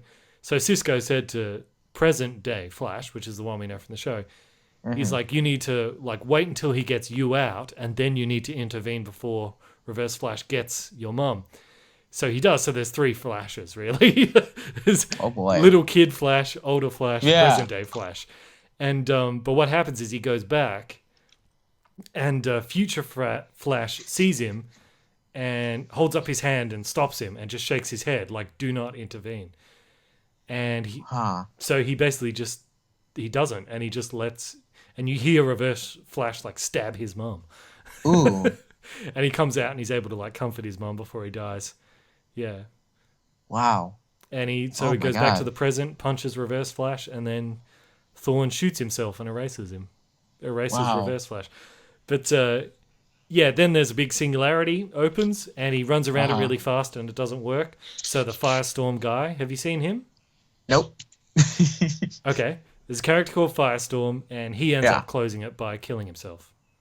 Okay. So, but thankfully at the start of season 2, I was like, I hope they're not going to use this singularity to go back and reset the timeline again. And thankfully Yeah. They didn't. So Okay. he's still in the All same right. universe. But now Good. there's portals Good. opening to other places. So, Huh. but yeah, it's like Wow. overall, I like the show. It's because I saw the Yeah, first episode, hated it because I thought there were so many cliches in the first episode, I couldn't stand it. But everyone has always said it gets better if you keep watching, and they're right. It has gotten better. I really enjoyed, like, just like Supergirl, all the superhero stuff. I really enjoyed. I thought Grant Gustin is great as Barry Allen. I thought the guy that plays Cisco was great. I thought Wells was great. I thought those 3 people were the highlights of the show. I got really sick of the back and forth between Joe, the cop, the detective, whatever. I got real sick of the back and forth between him and Barry about, you need to do this. Okay, don't do this. Okay, you know what? Maybe do this. Or you know what? Do this. It felt very repetitive. I wasn't into that. I thought for the most part all the metahuman stuff was good. And you know, and I was good way to get new villains, because you can just say, oh, they all got created from the collider explosion. Exactly. It's like Smallville, you know. Yeah. Oh no, this thing released all these angels. Like, well, now we have our season. So you know, and it's well, I guess good. In Supergirl, they can just go there from space, and that's all the excuse they need. Let's just throw in kryptonite because the world knows what kryptonite is, and we've got it in liquid form, which is weird because the world knows what kryptonite is. So why do you explain? It was little comments like that really made me upset about Supergirl. It's like, kryptonite, you're vulnerable to it. I'm like, yeah, we know. The world knows what kryptonite is. I can go out there right now and ask my mom, like, Mom, is kryptonite and what's the one thing Superman is impervious to? And she goes, oh, kryptonite. I'm like, yes, you know, because you're a human being that lives on planet Earth. And that just well, apparently it's supposed to be set 10 years after Superman started Supermaning. Okay. So, like, I don't know if it's, like, it probably doesn't fit into Man of Steel. So, if it did, though, this would take place 10 years after Man of Steel, so Superman's already established. Although they didn't make that clear from the pilot. It's just from watching reviews and stuff otherwise that apparently that's what it is. So, I guess that explains it. I guess technically that means it would be 10 years after Dawn of Justice because we didn't see kryptonite in Man of Steel. Yes. We had the atmospherics. So... Like, I knew that. I dropped that knowledge. Yeah. But it's kind of good. We don't need to go through the origins of everything. It's thank like you. It's that's there, you know. I think Supergirl has a lot of potential. But back to Flash. I think Flash. Going back to Flash. Too many confession scenes. Too many scenes where someone's like, "This thing happened," you know, or like Cisco. He's the one who locked the door. That remember, there's a girl. Her fiance was killed in the Hadron Collider thing. Yeah. He comes back as Firestorm, basically. But Cisco... I'm like, why'd they get that actor, that actually established TV actor to play such a small part? What's the... Okay. But Cisco, like, showing a flashback, Cisco is the one who had to seal him in. So then later on, he's got a scene where he's, like, confessing to her, I'm the one who sealed her in. And she's like, oh, it's okay. Too many scenes like that. Too many confessions. Too many people going... Yeah, this is how I feel. I don't care. Don't do it all the time. It's really annoying. Yeah. Too many touching speeches about, you're my son, Barry, even though you're not really my son. You know? Yeah. Too much of that. And I don't care who you think you are. I don't care. This man took you in and raised you for 15 years, for almost 2 decades. And you're expecting me to really, and you just want to drop that knowledge when you're a grown adult and you are no longer just a bratty teenager and you want to drop that. Well, you know what? You're not my dad. I'm like, no, you don't know. He is, and you expect it to your stepsister. So get over it. Exactly. Yeah. Yeah. Well, yeah. But it's like, he raised you for 15 years. You think you would, like, he wouldn't even bring that up at that point. No, that's something you say. That's something you say maybe 2-3 years into your relationship. You know, when your dad's trying to take, he's like, "You're not my dad. You don't have responsibility to me." But at that point, he has raised you. He has done so much for you that you can no longer say that he is not your. Watch that mouth, boy. But you know, like, you hate that scene, and then later on they have that bit where they're like, "No, you are really my dad." Yeah, you are really my dad. No, well, that sucks. Guess what? They have that same conversation like another 3 or 4 times. He's like, you're my real dad. And it's like, yeah, we know. Yeah, like, how many times do we have to have this same conversation? Oh, boy. For a show that and you know what else? It's like, this is like New Hope. For a show that we like, we are really tearing it to pieces. But later on, so many, and they actually addressed this in the first episode of season 2, way too many people just walked into Star Labs. You probably don't see this, but there's at one point where Iris does it. She just walks in, and that's how she figures out that he's the Flash, because he's there in his Flash costume with his hood up, and she walks in. Oh, thank God she knows. Oh, that was I know, it took her long enough, part of the show, because my first thought was, Flash, you can't do the Lois and Clark thing because because Iris doesn't have feelings for. I can't. That was. I almost swore. That was getting to That me. was That beef was shank. That was painful. I don't like Iris. I'm telling you, I can't do it. She's annoying. Yeah, I hope they give her some more meaningful stuff to do. But like, yeah, she walks in. Captain Cold at one point just walks in. Wait, they got Captain Cold? Yeah, well, he figures out that Barry Allen's a Flash as well. And that's another thing. Everybody figures out he's the Flash. Is there anybody in the city that doesn't know he's the Flash at this point? Black Canary just shows up and is like, hey, I'm Black Canary. And I'm like, man, people in this universe throw away their secret identities like they're Skittles, just passing them around to everyone. It's not a secret if you tell everyone. That's true. Speaking of Arrow, it was nice to see Oliver Queen show up at the start of in the first episode. Whenever he's just talking to him, that was and then good, you know, and he shows up. I'm just like, hey, this is the first time I've ever sat down and watched Green Arrow. This is cool. Did you see the versus fight between him and the Flash? I am 3.5 episodes into it. Bandit. Okay. Him versus the Flash is episode 9. Oh, is it? I thought it was sooner than that. But yeah. No, that was good because they were obviously referencing the Batman versus Superman thing. Yeah. Because there's a bit where the detective, he's like, well, Arrow's got more experience, so I reckon he'll figure it out. And Cisco is like, Barry can punch like 50,000 times in a second. I don't think. He's like, I don't think he's going to last long. So they had that kind of meta argument that we all have about Batman and Superman. Yeah. Ooh, mini news. Some people have already seen this, but I think this might have been on a panel for Man of Steel, or maybe it would have been earlier from a different Comic-Con earlier this year. But someone asked Zack Snyder, he's like, Batman versus Superman, who do you think would win? And Zack Snyder said, he's like, hey, look, I love Batman. I absolutely love him, but come on. That's what he said. He's like, that is come too much on. Of a loaded, that's too much of a loaded question. I think that defines what kind of nerd you are. If you if someone says, all right, who wants in a fight, Superman or the Hulk? You're just like, you know what? I don't want to get into this right now. It is a loaded question, but I like his answer. That gives me hope for the Dawn of Justice fight, that it's not just going to be a total Superman blitzing, a Batman blitzing Superman just because he's more popular. Like, so he understands that Batman's great, but Superman is Superman.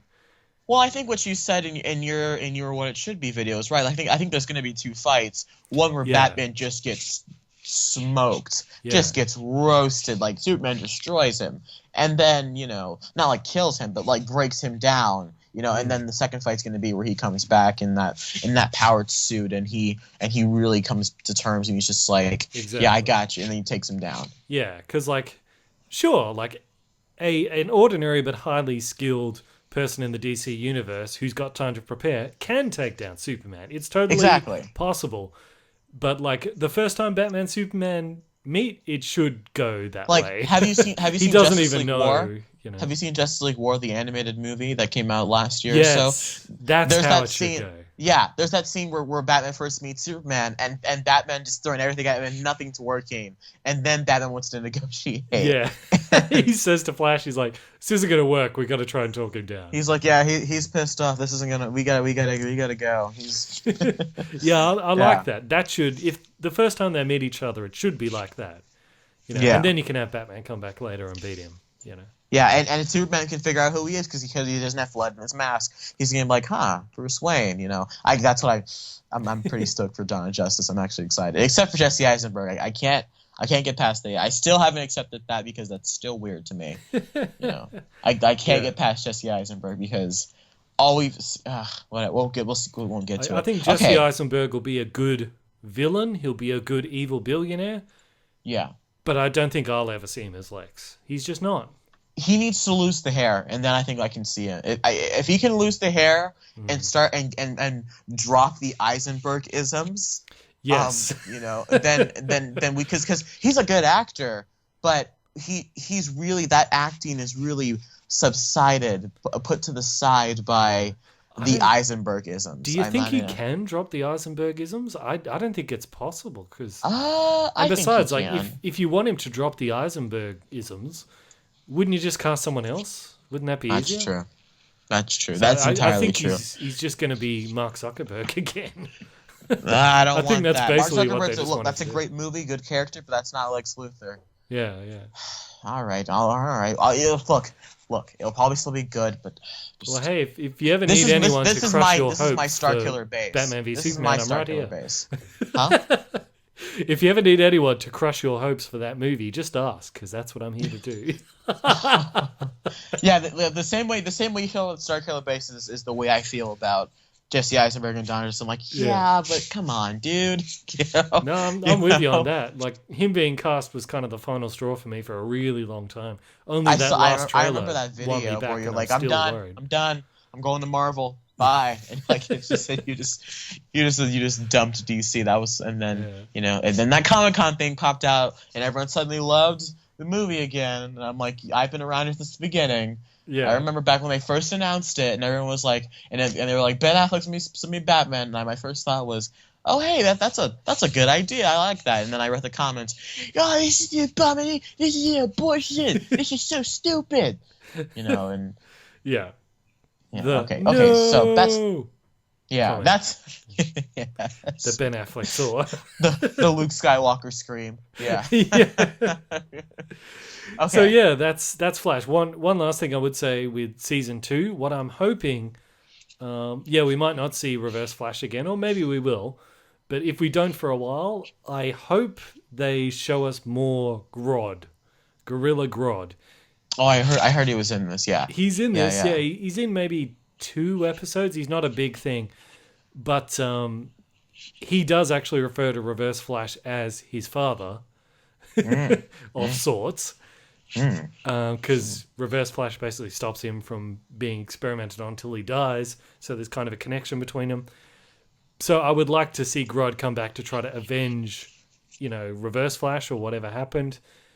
Okay. Again, he might be in episode 3 or 4. I haven't seen him yet, but yeah. Well, I'd like to see I still more have I still have a lot to catch up on. I gotta see that Mark Hamill episode. Oh man, that's gonna be fun. Ooh, There is a great scene where the detective is captured by Grodd. Yeah. And it's pretty, it's genuinely menacing.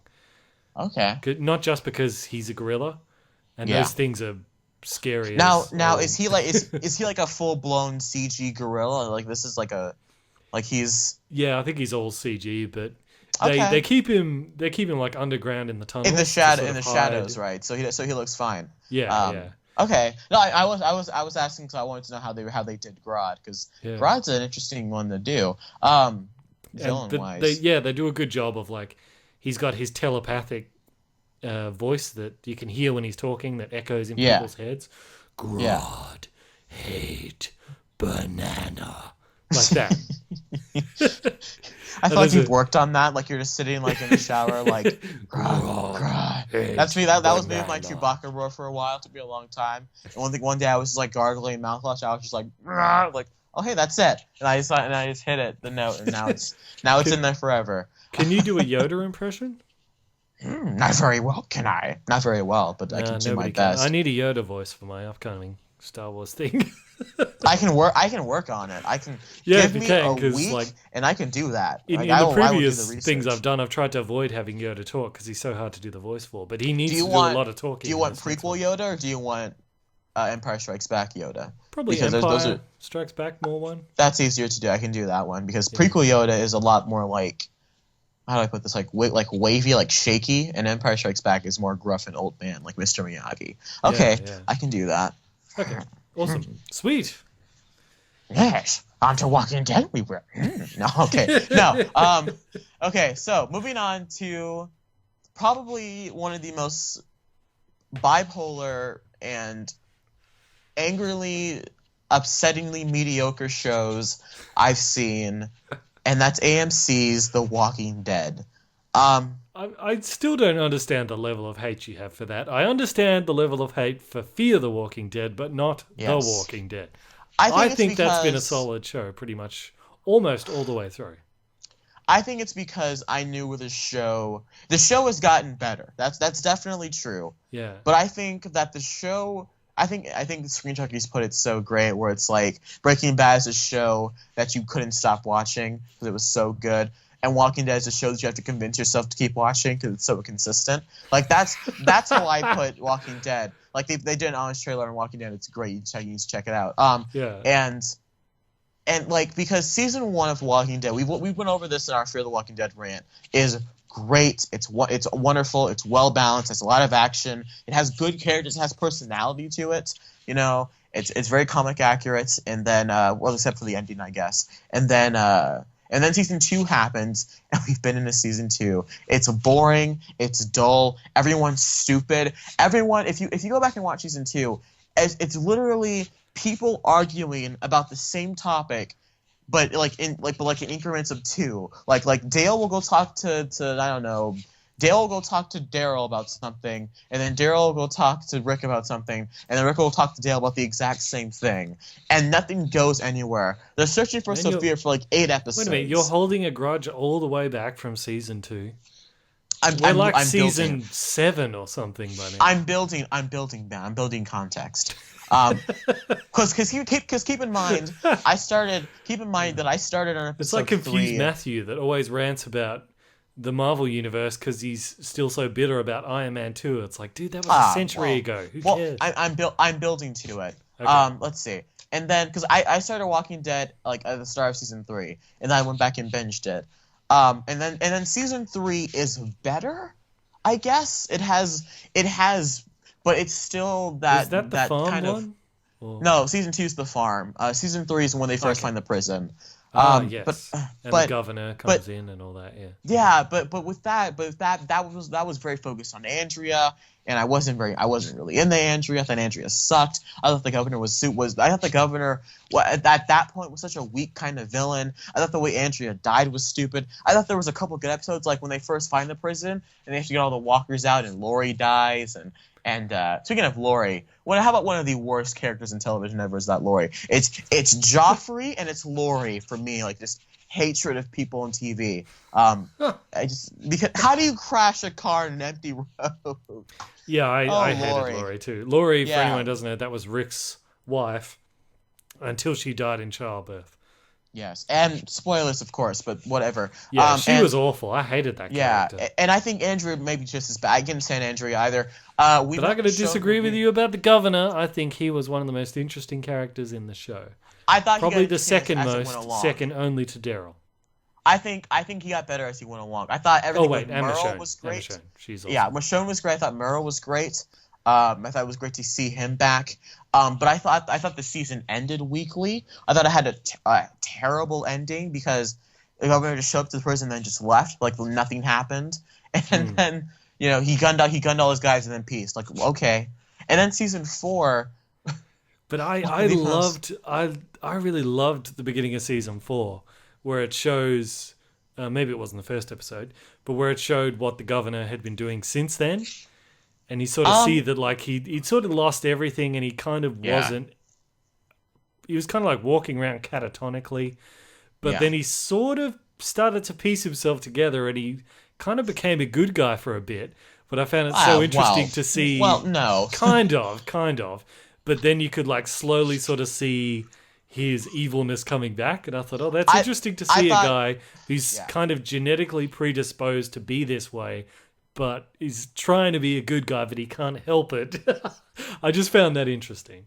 I thought he was being good for the sake that I thought his plan was always to get back at them. I thought his plan was always to get back into power. He was just being good, like Khan in Into Darkness.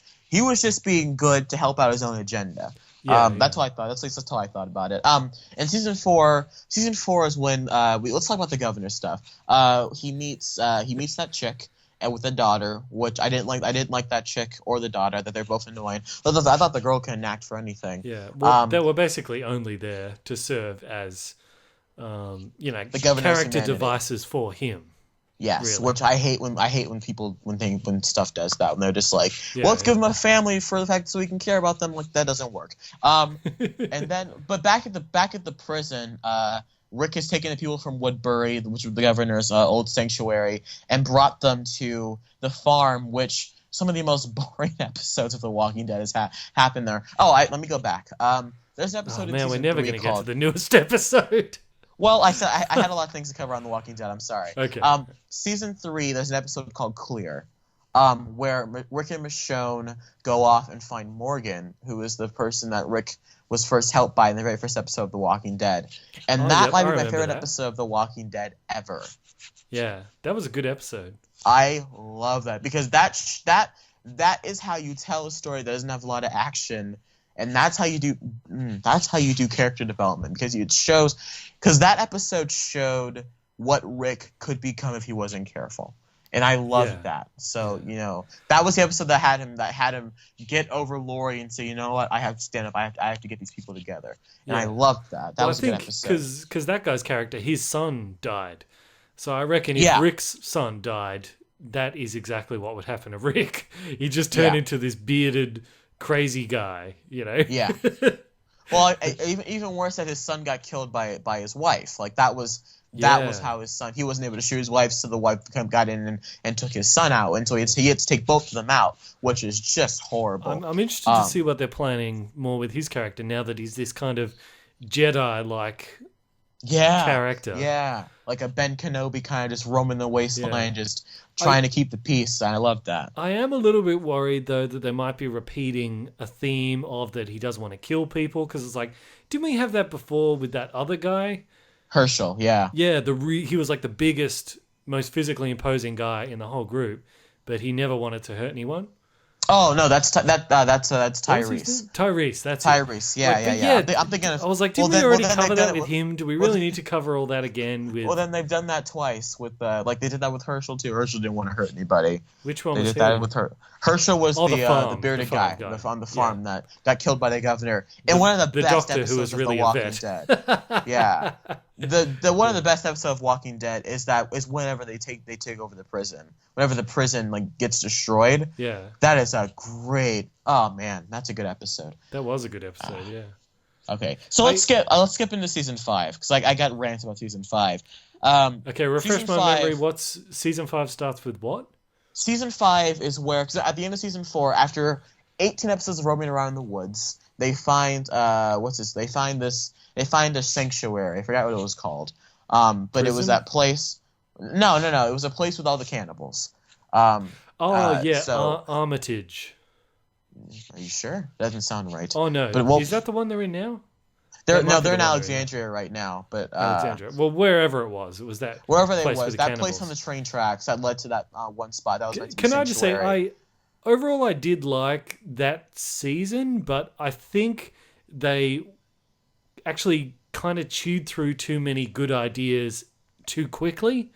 Because which season? I know that the season we're talking about, season 5. I know the idea was supposed to be after the prison, they lose that, everyone's scattered. So it's kind of like these mini stories of everyone coming across all these different stuff until they all meet up again. I get that, but it's like there was a number of really good ideas that could have been running themes. I found it really interesting the group that Daryl was with, those hunters. Yeah. If they had existed for a lot longer, that could have been really, really interesting. Yeah, well, that was season 4.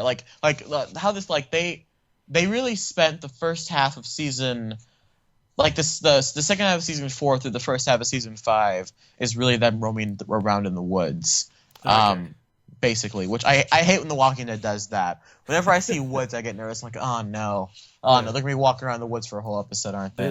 It's easier than filming in a city because then you got to clear the streets and you got to get permits. It's just.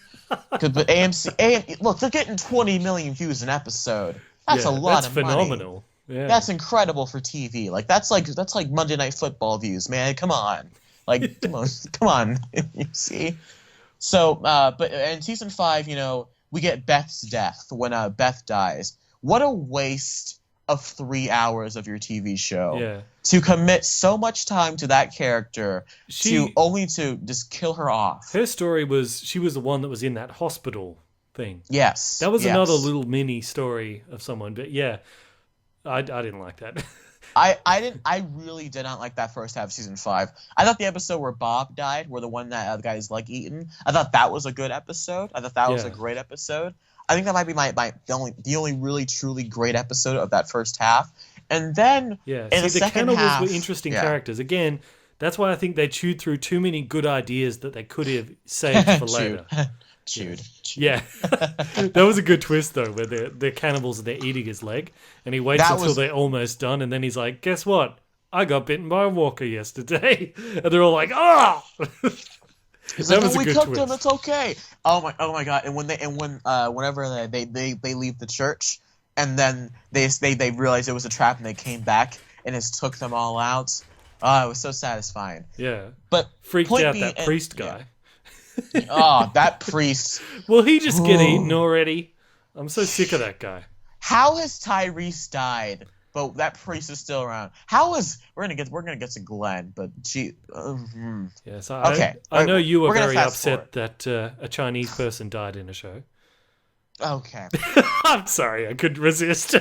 Yes. Well, next time we see a dingo stealing a baby, we'll acknowledge it for you. Oh. Where was I? Okay. Okay, and so I like the second half of season 5. I thought it was great. Interesting new element with Alexandria, this town that people don't know things. And then we get to season 6. And I'm telling you right now, Bandit, I am loving season 6. Mm-hmm. I think this is some of the best Walking Dead it's been in a while. I really love this. I'm really loving this season, you know.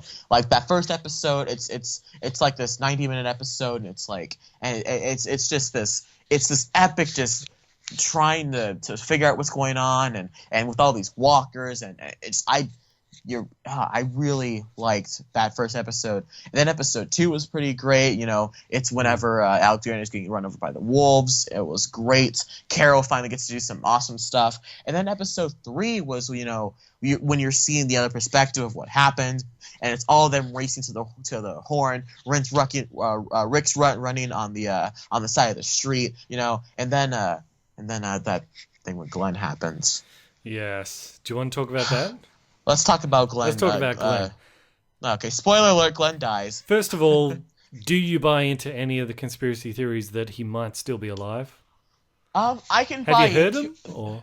I've heard a couple. Yeah. The only one I really buy into is that, in the one I think if they're gonna do any of them, the one I think that they most likely do is the one where Glenn gets underneath the dumpster, and then coats himself in zombie guts. Yeah. Because that would be a callback to season 1, in the same way that whenever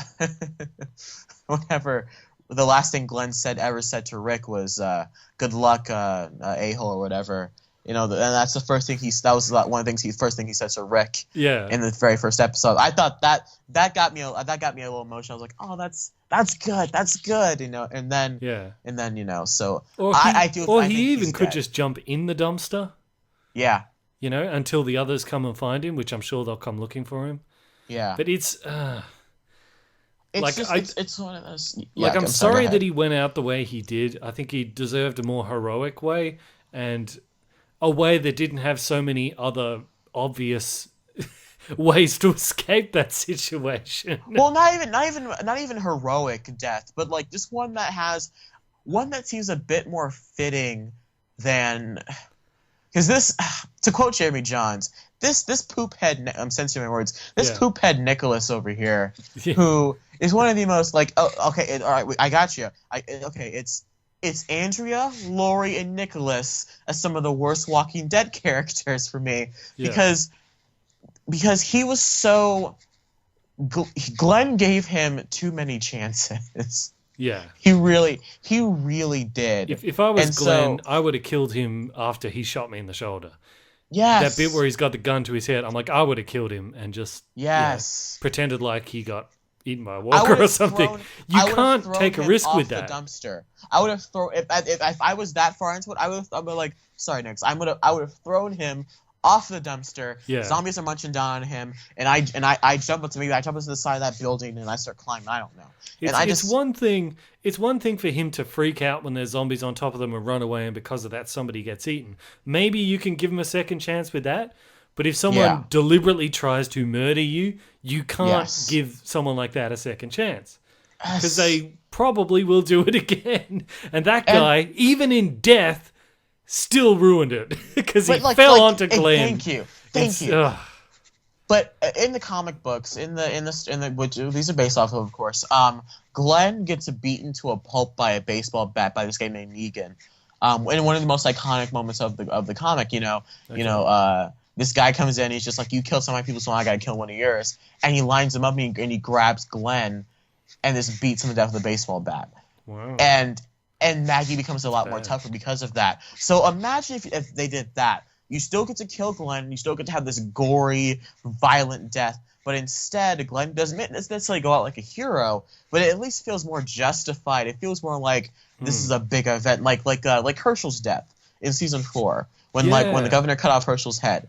That was shocking. That was heartbreaking. That was sad. But I wasn't mad afterwards. I wasn't like, no, that's BS. He went out the way he would have wanted to go out, which is standing for something. Yes, his he death was smiling. meant something. Rick gave that speech and he was smiling, and the governor was just like, lie, and this cut his head, and I was like, ooh, suddenly Walking Dead deaths have. He had that look on his face as Rick was giving the speech, because it's like, that's kind of what he was trying to instill, the values he was trying to instill in Rick. So to hear Rick say that, I think, although he wasn't happy to die, he felt like he had passed on something. So exactly. It was a more fitting death for his character. Glenn going out like this, I think maybe the thinking was because that's his character. He's always trying to help people, and that's to his detriment. But it just didn't feel... Yeah, it just didn't feel fitting for his character. No, and I don't know this with Walking Dead deaths recently. Like the death of I think Bob's death was the last death. I was like, okay, you know what? That was a good death. That was a good way to go out. The last time when Bob died, I was like, you know what? That was a good episode. Good talk with Rick about humanity. They had Tyrese do it, or it was either Tyrese or someone else. I was like, good. I'm happy they had him do it. That was good. But when Beth died, I was like, that's BS. Whenever Tyrese died, like, that's BS. That's a jump scare and that's stupid. And then whenever what's his name? The other black guy they had that they killed off. When they're in the spinny door thing. What was it called? Yeah, that guy. Forgot yeah, that. Yeah, the guy that had the drinking problem. Was it that guy? Yeah, didn't he have a drinking problem? That was I don't sort remember. of his subplot. But anyway, I'm talking about the one that was with Beth in the hospital. That guy. Noah. Whenever Noah died, I was like, that's BS. That sucks. Oh, yeah, you're right. Sorry, the guy with the drinking problem is the guy who had his leg eaten.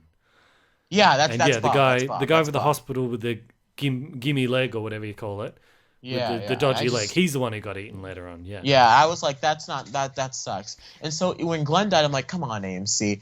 So I don't know who the next big death of the series is going to be. And here's the thing. How would you feel if Glenn didn't die? Well, that's the thing. Is like, as upset as I am that he went out the way he did, if they tried to bring him back, I'd be even more upset. Yeah, because I feel like then you didn't stick to your guns. Yeah, you have to follow through on something like that. But you know, you got me thinking. Maybe the rule of thumb is in Walking Dead, big characters, important characters, cannot die via zombie. Because if you die by zombie, it just doesn't feel right. But if you die by like the governor cutting your head off with a sword, that's a meaningful death for a main character. Maybe not even via zombie, but like if they die meaningless zombie, like what if Judith was or someone like that was about to, like, what if Carol fell and broke her ankle or something, and Glenn picks her up, gives her to the group, and then and the zombies are crawling around the bus, and Glenn's like, go, I got this, and they drive off. And Glenn's like shooting, and he's running out of bullets, and then the zombies like crawling and tear him apart. That's better than just having him fall because someone's body fell on top of him. Yeah, gravity killed Glenn. Or even like if it's by zombie, it could be like a significant zombie, either someone who you knew who's died and come back and got you, or like that situation from. Remember there was when Rick's son failed to kill a zombie that was stuck in the mud. And then that specific zombie later on eats one of their crew. Yeah, that's when Dale died. Yeah, Dale, that's it. That's what gave me my hatred of Carl for like the rest of the series. I'm like, you know what, Carl? Yeah, you died. Dale died because of you. I hope you realize that. Or but even that was like, a meaningful death, even though it was via zombie. Yes, because that zombie. Or had even like significance. when Merle died. The governor shot him, and then he turned into a walker, and Daryl had to kill him. One of my favorite scenes in The Walking Dead. I love that scene. But something more significant than gravity killing you. Like that seems like that's the equivalent of like tripping and falling in a horror movie. Just like really, come on, you're better than that, But if they brought him back, I'm happy they killed Glenn. But I'm not happy that they did it that way. Like my opinion on Glenn and Maggie. I'm not the biggest fan of Glenn and Maggie, just because I feel like they've lost all their personality, even though Maggie never had them to begin with. But I feel like Glenn lost all his personality. I think Jeremy Jan said it well with Glenn though. Is like we all like to imagine we'd turn into like a Daryl or a Michonne or someone like that. But no, we'd probably all be like Glenn's. No, he's like, hey, I was delivering pizzas before this happened. I would definitely be Eugene. I'm definitely the guy with the mullet. That's definitely me. I'm definitely the one that hides in the corner. I'm like, no, you guys go ahead. I'll be back here. Or I'd be like Abraham and just like go ham and just like be the crazy one that just be driving around and just taking out zombies. I don't know. I'd probably be one of the two extremes. Most likely I'd be Eugene. telling bad jokes and hitting on women. That's be me. But yeah, I really do feel like Glenn lost a lot of what made me like Glenn in the first couple of seasons. I don't know. But that's Glenn's death. Poor old Glenn. Yes. We miss you, Glenn. Even though we miss you, we hope you don't come back.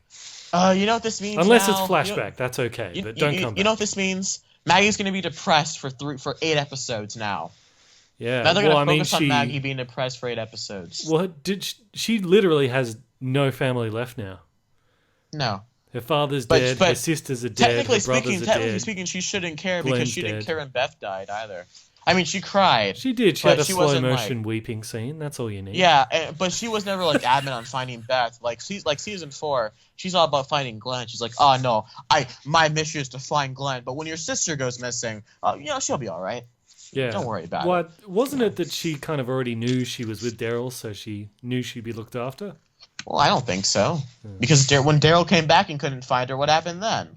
She was just like, oh, okay, we'll find her, And then when she died, she's like, oh no, my sister, oh yeah, that's right. Oh god, she's died. Oh, I'm sorry. Like Gene Wilder and Willy Wonka. Oh wait, no, stop, please, no. No. Well, that wasn't justified. Interesting to see what happens. Do you reckon? I actually thought because as we were recording the episode, the Movie Mania last week, that's when you got the tweet that something significant happened in Walking Dead. So when I watched my cousin texted me and he was just like, Glenn's gone. I'm like, oh, dude, seriously? And so don't say what? Why would he say that? Oh no, I asked him to spoil it for me. I wasn't because at that point in time, because me, Walking Dead spoilers aren't really a big thing for me. They never really have been. And he always needs someone to talk to. Walking Dead about, and so he my cousin's the one that talks to me about all the shows and was like, oh man, what happened on Walking Dead? He's like, oh man, Glenn died. I'm like, oh dude, seriously? So I was excited. I was excited to see how they killed him off. I was like, okay, let me watch the episode, and I saw it, and I was just like, oh, yeah, that's how they did it. Well, because of that, I thought maybe Rick was going to die too. Oh no! But remember, I don't want to know when Rick died. Remember, he got I was more worried about that than Glenn dying. But because remember, he got cut on his hand. Yeah. And then all the zombie blood went all over his hand. Yeah. And they make a point of showing him bandaging it up. And they show it a couple times, and I thought, what if the blood got in the cut and then it got infected? Well, he would just lose his, because he lost his hand in the comics. Maybe they just take off his hand. It's a bit too late for that, isn't it? And he's running, his heart's pumping, blood's going around. Yeah, it would have got him by now. Rick is going to be the last one to die. Yeah, I think the final shot. Hopefully, of the series, he doesn't die. Well, I think the final shot of the series is going to resemble the first shot of the series, where Rick's just walking in a cowboy hat and sees this old zombie girl and then shoots her. I think that's going to be because I think at that point, everyone around him would have either been dead or given up on him, or he would have left them behind. Oh no! It's going to be after something big happens. But that, yeah, but that bit is not at the end of the series. No, I'm just saying that the final shot will resemble something like that, kind of like what Lost did, where I suppose it could be, but his eyes. And maybe that was like a misdirect, so people didn't see Glenn's death coming, sort of thing. Yeah. But I did see. I had a scare that he was going to die then, and then when the guys attacked the van, those were also the same wolves that the Jedi Morgan guy let go. Yeah, that he let Morgan go. let So I was go. like, if they kill Rick, that's on him. How cool would that have been when Rick got the AK or whatever? I was so worried. I was like, yeah. I know. I was like, first off, like, he's going to die of infection. Then those guys attack him, like, now he's going to die.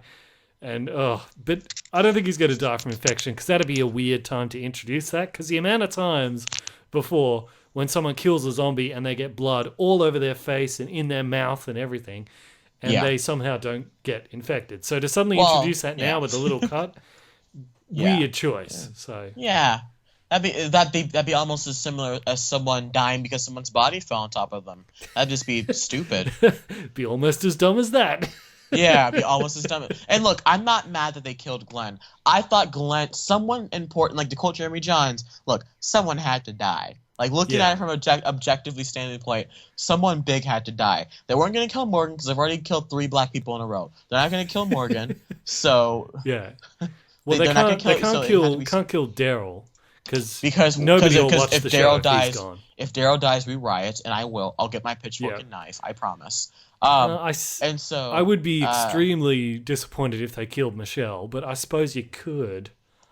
You could, but it'd have to be something like really big. Yeah. Like I'm talking like she'd have to die to save the whole community or something like that. Yeah. Yeah. Like in an explosion or something, I don't know. I think she'll probably be there at the end too, I reckon. Like I think if she was ever going to die, they would have had Governor kill her. Who else would kill Michelle? You know? Yeah. Until they introduce the next big villain who is still yet to come. Because from what I hear in the comics, there is another villain who's a big bad. Yeah, his name's Negan. He's the one that kills Glenn. I don't want to see it because... He's got a baseball bat with barbed wire wrapped around it. Yeah. I forgot the baseball bat's name. But point being, he's a big deal, but the governor was also a big deal, and I feel like they kind of what's the word I'm looking for? What's the word I'm talking when they kind of like when they downgrade, like they kind of downpower him, like how they do the Hulk. I forgot that word is called. Downgrade? Is that what you mean? No, yeah. Well, you know, they're not as powerful. They don't leave as big of an impact. Yeah. As I forgot the word, but I'll remember when I'm eating dinner tonight. The point being that they did that to the governor because the governor he's a terrible person in that comic. He rapes Michonne in the comic. Oh, really? You know, he did some bad stuff. So I think Michonne cuts off his penis in the comic.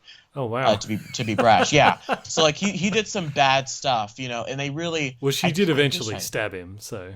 Yeah, but it's like I said, that's the classier, if you will. I can't remember the word. I really can't remember the word. I'm gonna text somebody while I'm talking about this. You know, so I don't want them to do that to Negan because Negan is that villain. Well, and I don't know who's. It makes it even weirder that they killed Glenn the way they did now. Then exactly. Like, if you still got to introduce Negan, just save Glenn for that moment. Yeah, I don't get that. Did the actor just want to leave the show or something? I hope not. He's probably getting a lot of money. He's one of the originals. Yeah, I mean, the guys, unless he's like just been signed on to Nerf. be. You know. That's what the word is. Nerf. Yes. A nerf herder. That's what it is.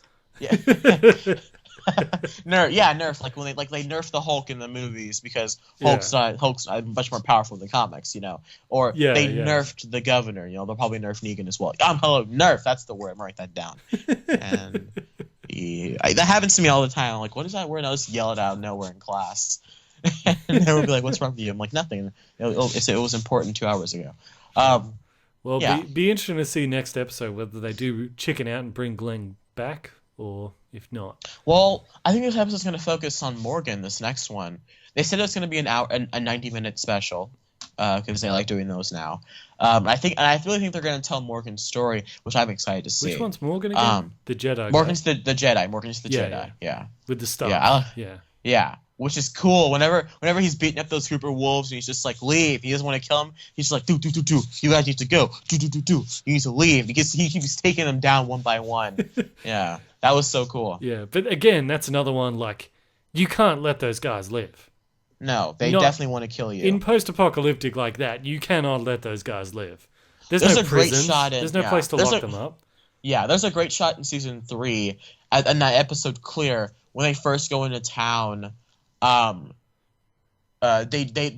guy asks to let them in. Like, they're driving on the road, and the guy's like, "Please help me, please!" And they don't do it. They leave him behind. And then at the end of the episode, when they're driving out of the town on that same road, you see his body like being ravaged by walkers. Yeah, and and I'm just like, wow, that's a powerful shot. That symbolized that this was a different time now. And that's why I love that episode so much. It's so great. Okay, do you have anything else to say on Walking Dead? Only that if they do bring back Glenn in the next episode, how do you reckon it'll play if they bring back Glenn and then a couple episodes or next season he gets beaten to death by, what's his name? Negan. That might actually add more to that moment. Because we're like, we thought he died. No, he didn't. But now we're literally seeing him having his head. I think if they wait a couple of seasons, but even then, like, I see what you're saying. It's still going to hurt the show, isn't it? Yeah, because now no deaths don't have tension anymore. It's like the Marvel Cinematic Universe. There's no tension anymore because you can just bring people back now. That's what you're telling us. Yeah. So that's a good point. So we'll have to see what they do. Yeah. I'm looking forward to seeing Negan though. Yeah. Good luck, AMC. Don't mock this up, okay? You've done 3 great episodes of a season, so don't mess this up, please. Excuse me. I'd like to ask you a few questions. Yeah, we're going to some listener questions here. For you guys that don't know, we do listener questions both on Bandit's Facebook and Twitter. He posts things usually a couple hours before, maybe sometimes while we're recording. He says, "Hey guys, asking you questions, TV or comic or movie related," and we usually do it. So yeah. Thanks guys for the great response here too. Oh yeah. Yeah. One of the feedback that you guys sent was you want me to post it sooner than I normally do, so more of you guys have a chance to post a question, and you have not disappointed, guys. There's plenty. There's tons of questions here. We might have some leftovers we can bank for next week. Yeah, we're definitely going to have some, let's see. So I'll grab Twitter if you want to grab Facebook. Oh yeah, I'm on Facebook right now. Okay, let's start with this one. Okay, Huey, no, not that one, excuse me. Sorry, Huey. Okay, Jerry Rodriguez asks, will superhero movies fade away? No. I don't think they won't disappear, but I think they'll go the way of the 90s action movies or the westerns or the 30s and 40s musicals. They'll go the way of most movie phases because times change. Totally, yeah. And even if you do get to that point, like you use westerns as an example, like, we still do get westerns. Yeah, I think the same thing will... Yeah, even if there's, like, a comic book apocalypse and everyone's like, we've had enough, there'll still be the occasional comic book movie or show here and there. Yeah. It's inevitable. And to those that say that it's happening right now, no, it's not. Shut up. Just because Age of Ultron was disappointing to some people does not mean we're at the end of the comic book movie. We still have... No, not at all. We're not even close to the end of it.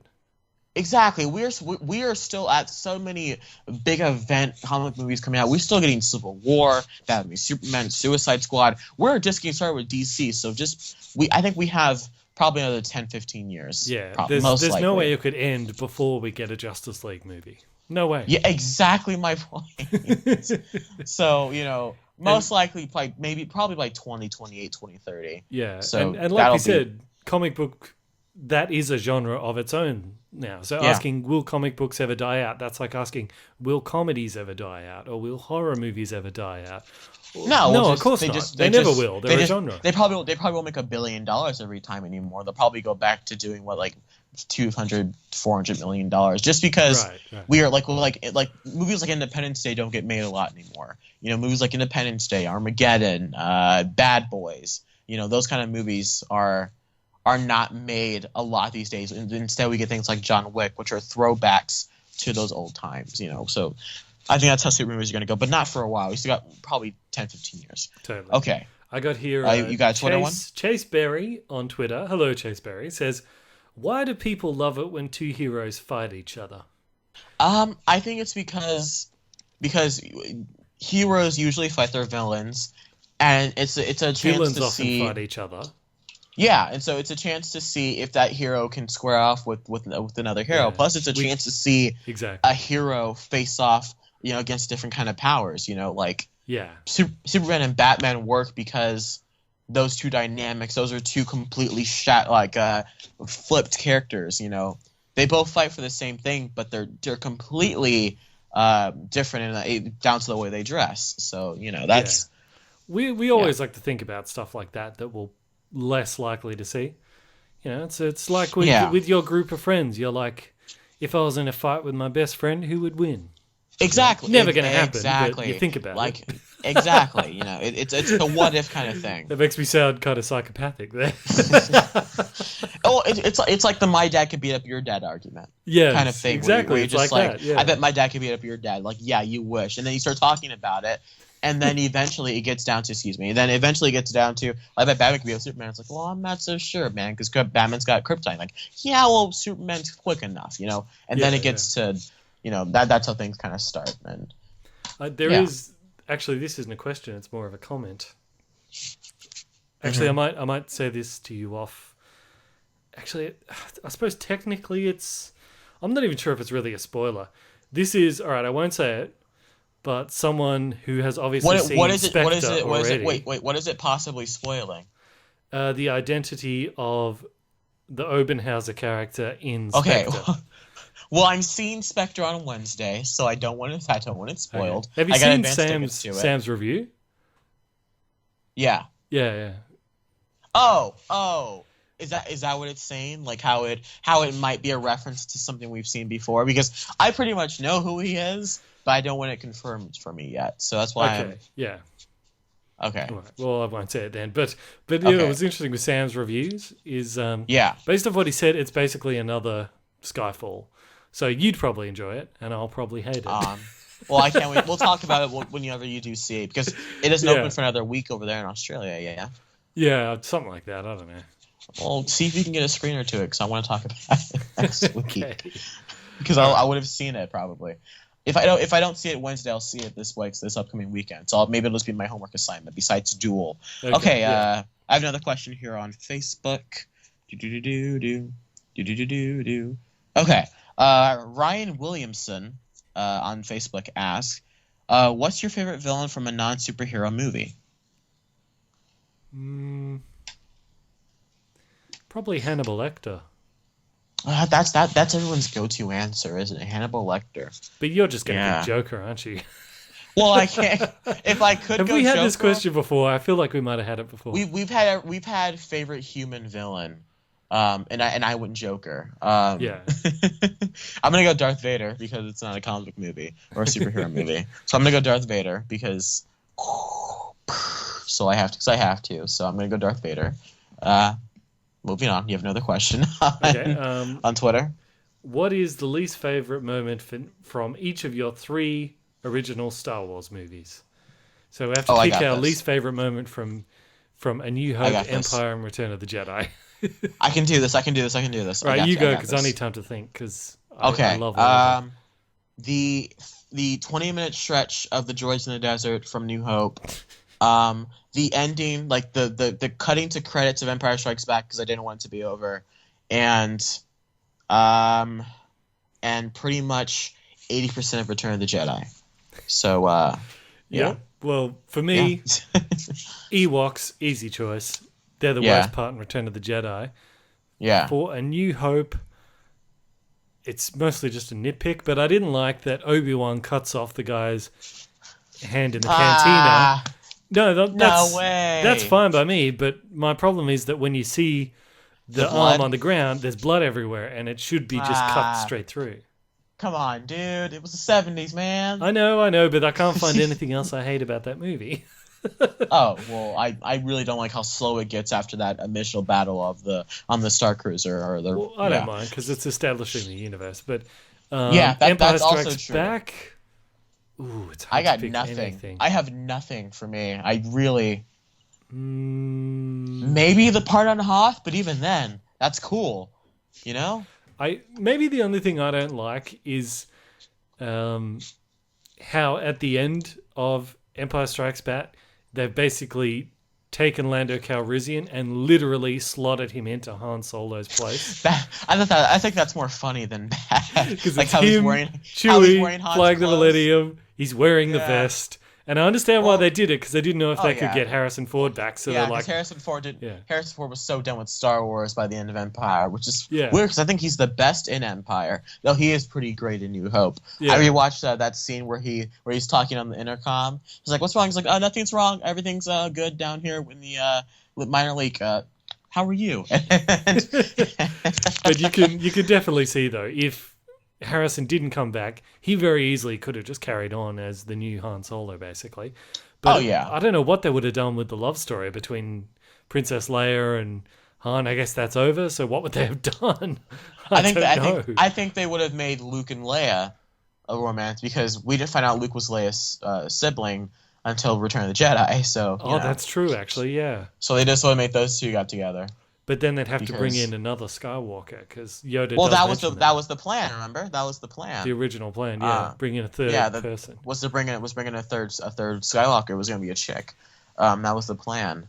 But Harrison Ford came back. Actually, you know what? If they didn't have Han, they probably would have had maybe 2 more movies after that.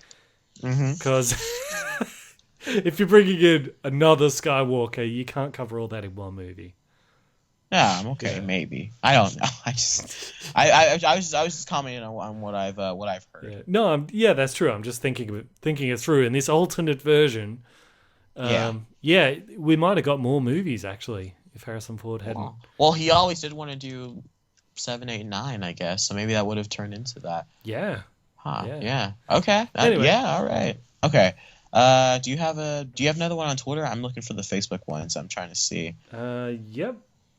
I got thoughts on Reservoir Dogs. Assuming you've seen it, Trey. Have you seen it? Never seen it.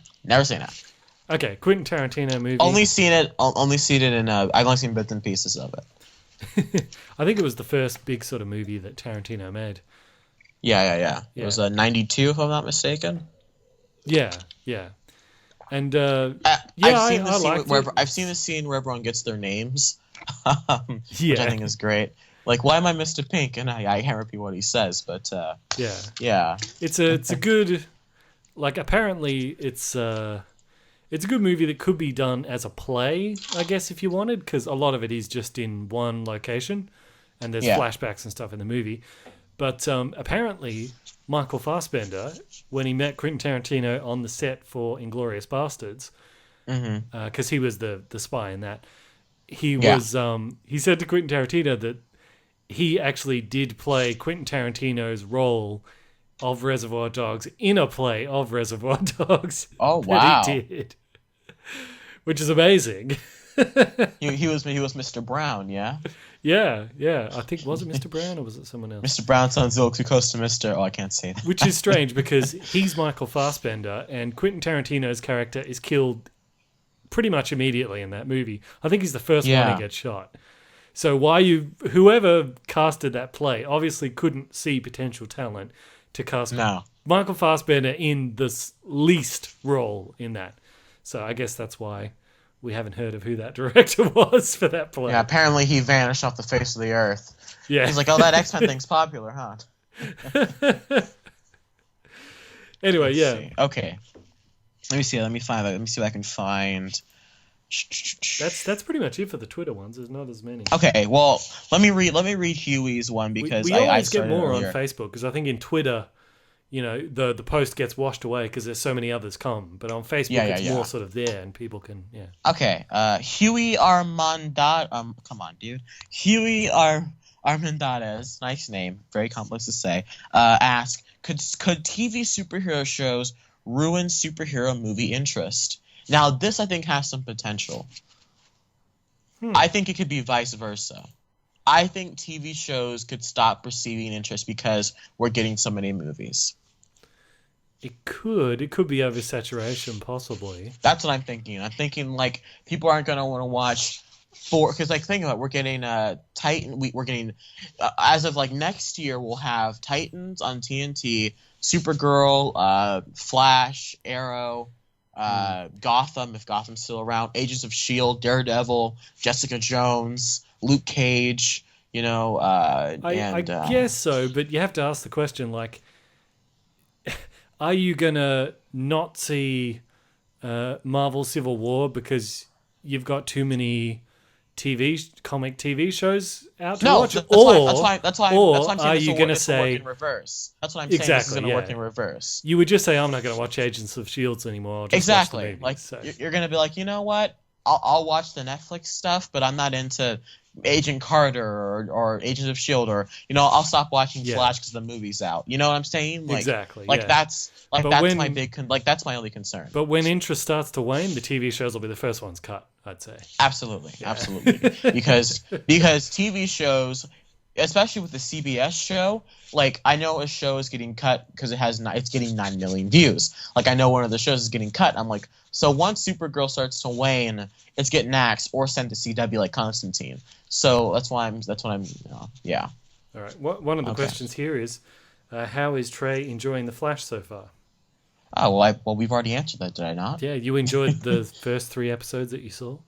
Yeah, I thought it was really good. I of course had some issues. That being, were you making fun of me? Yes, I was.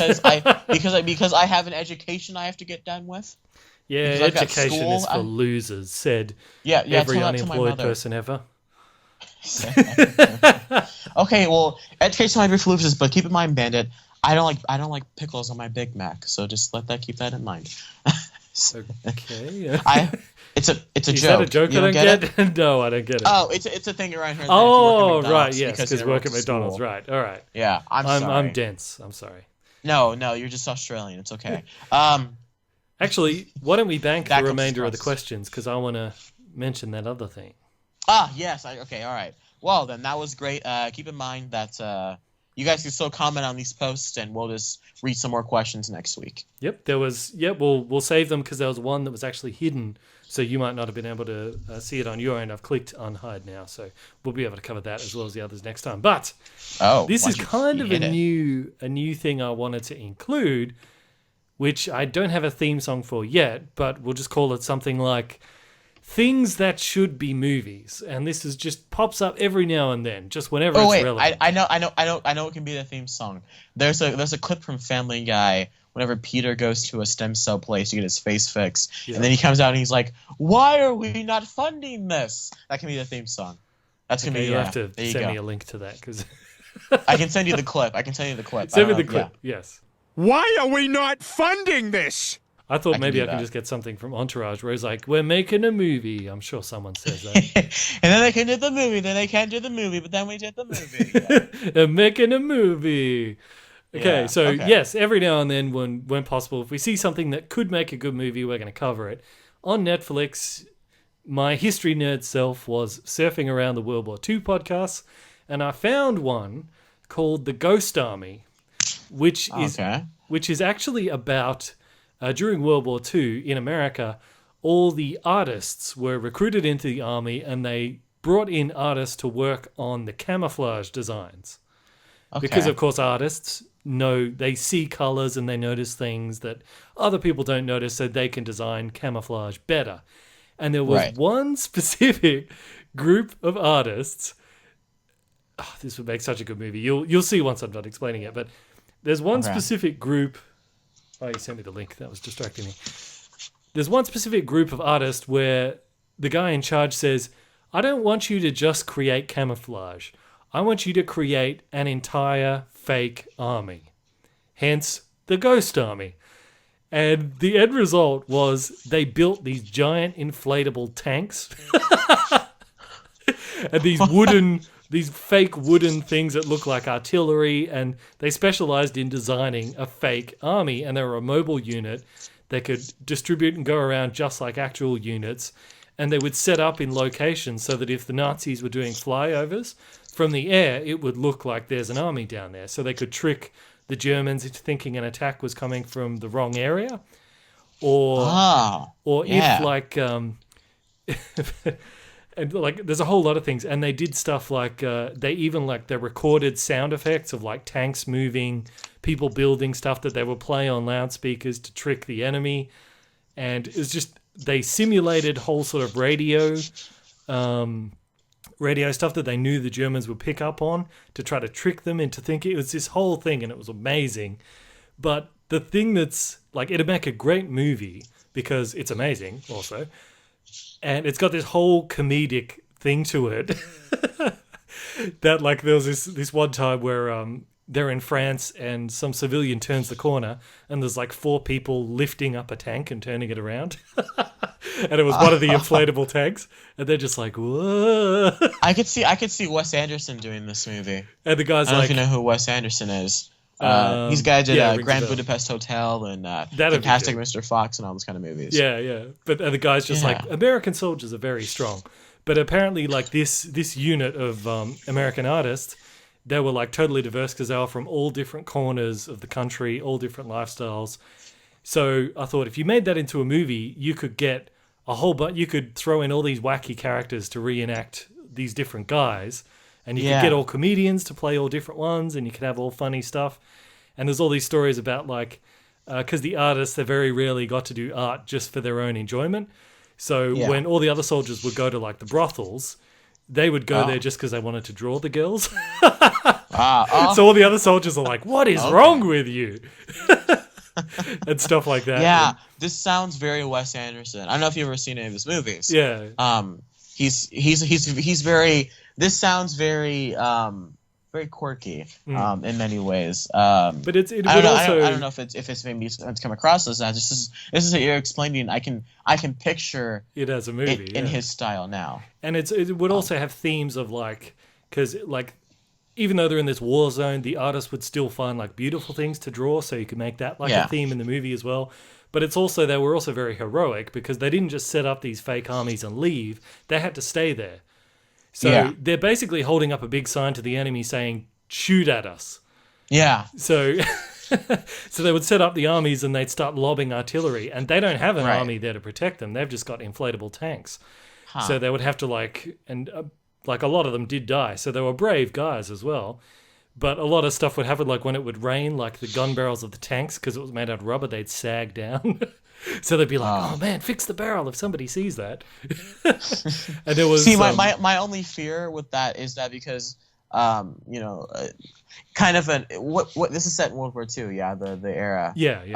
Because my only fear is that we would get something more like the Monuments Men, that George Clooney movie, that ensemble pick of where these people are going in and trying to take the art before the Nazis come and burn it.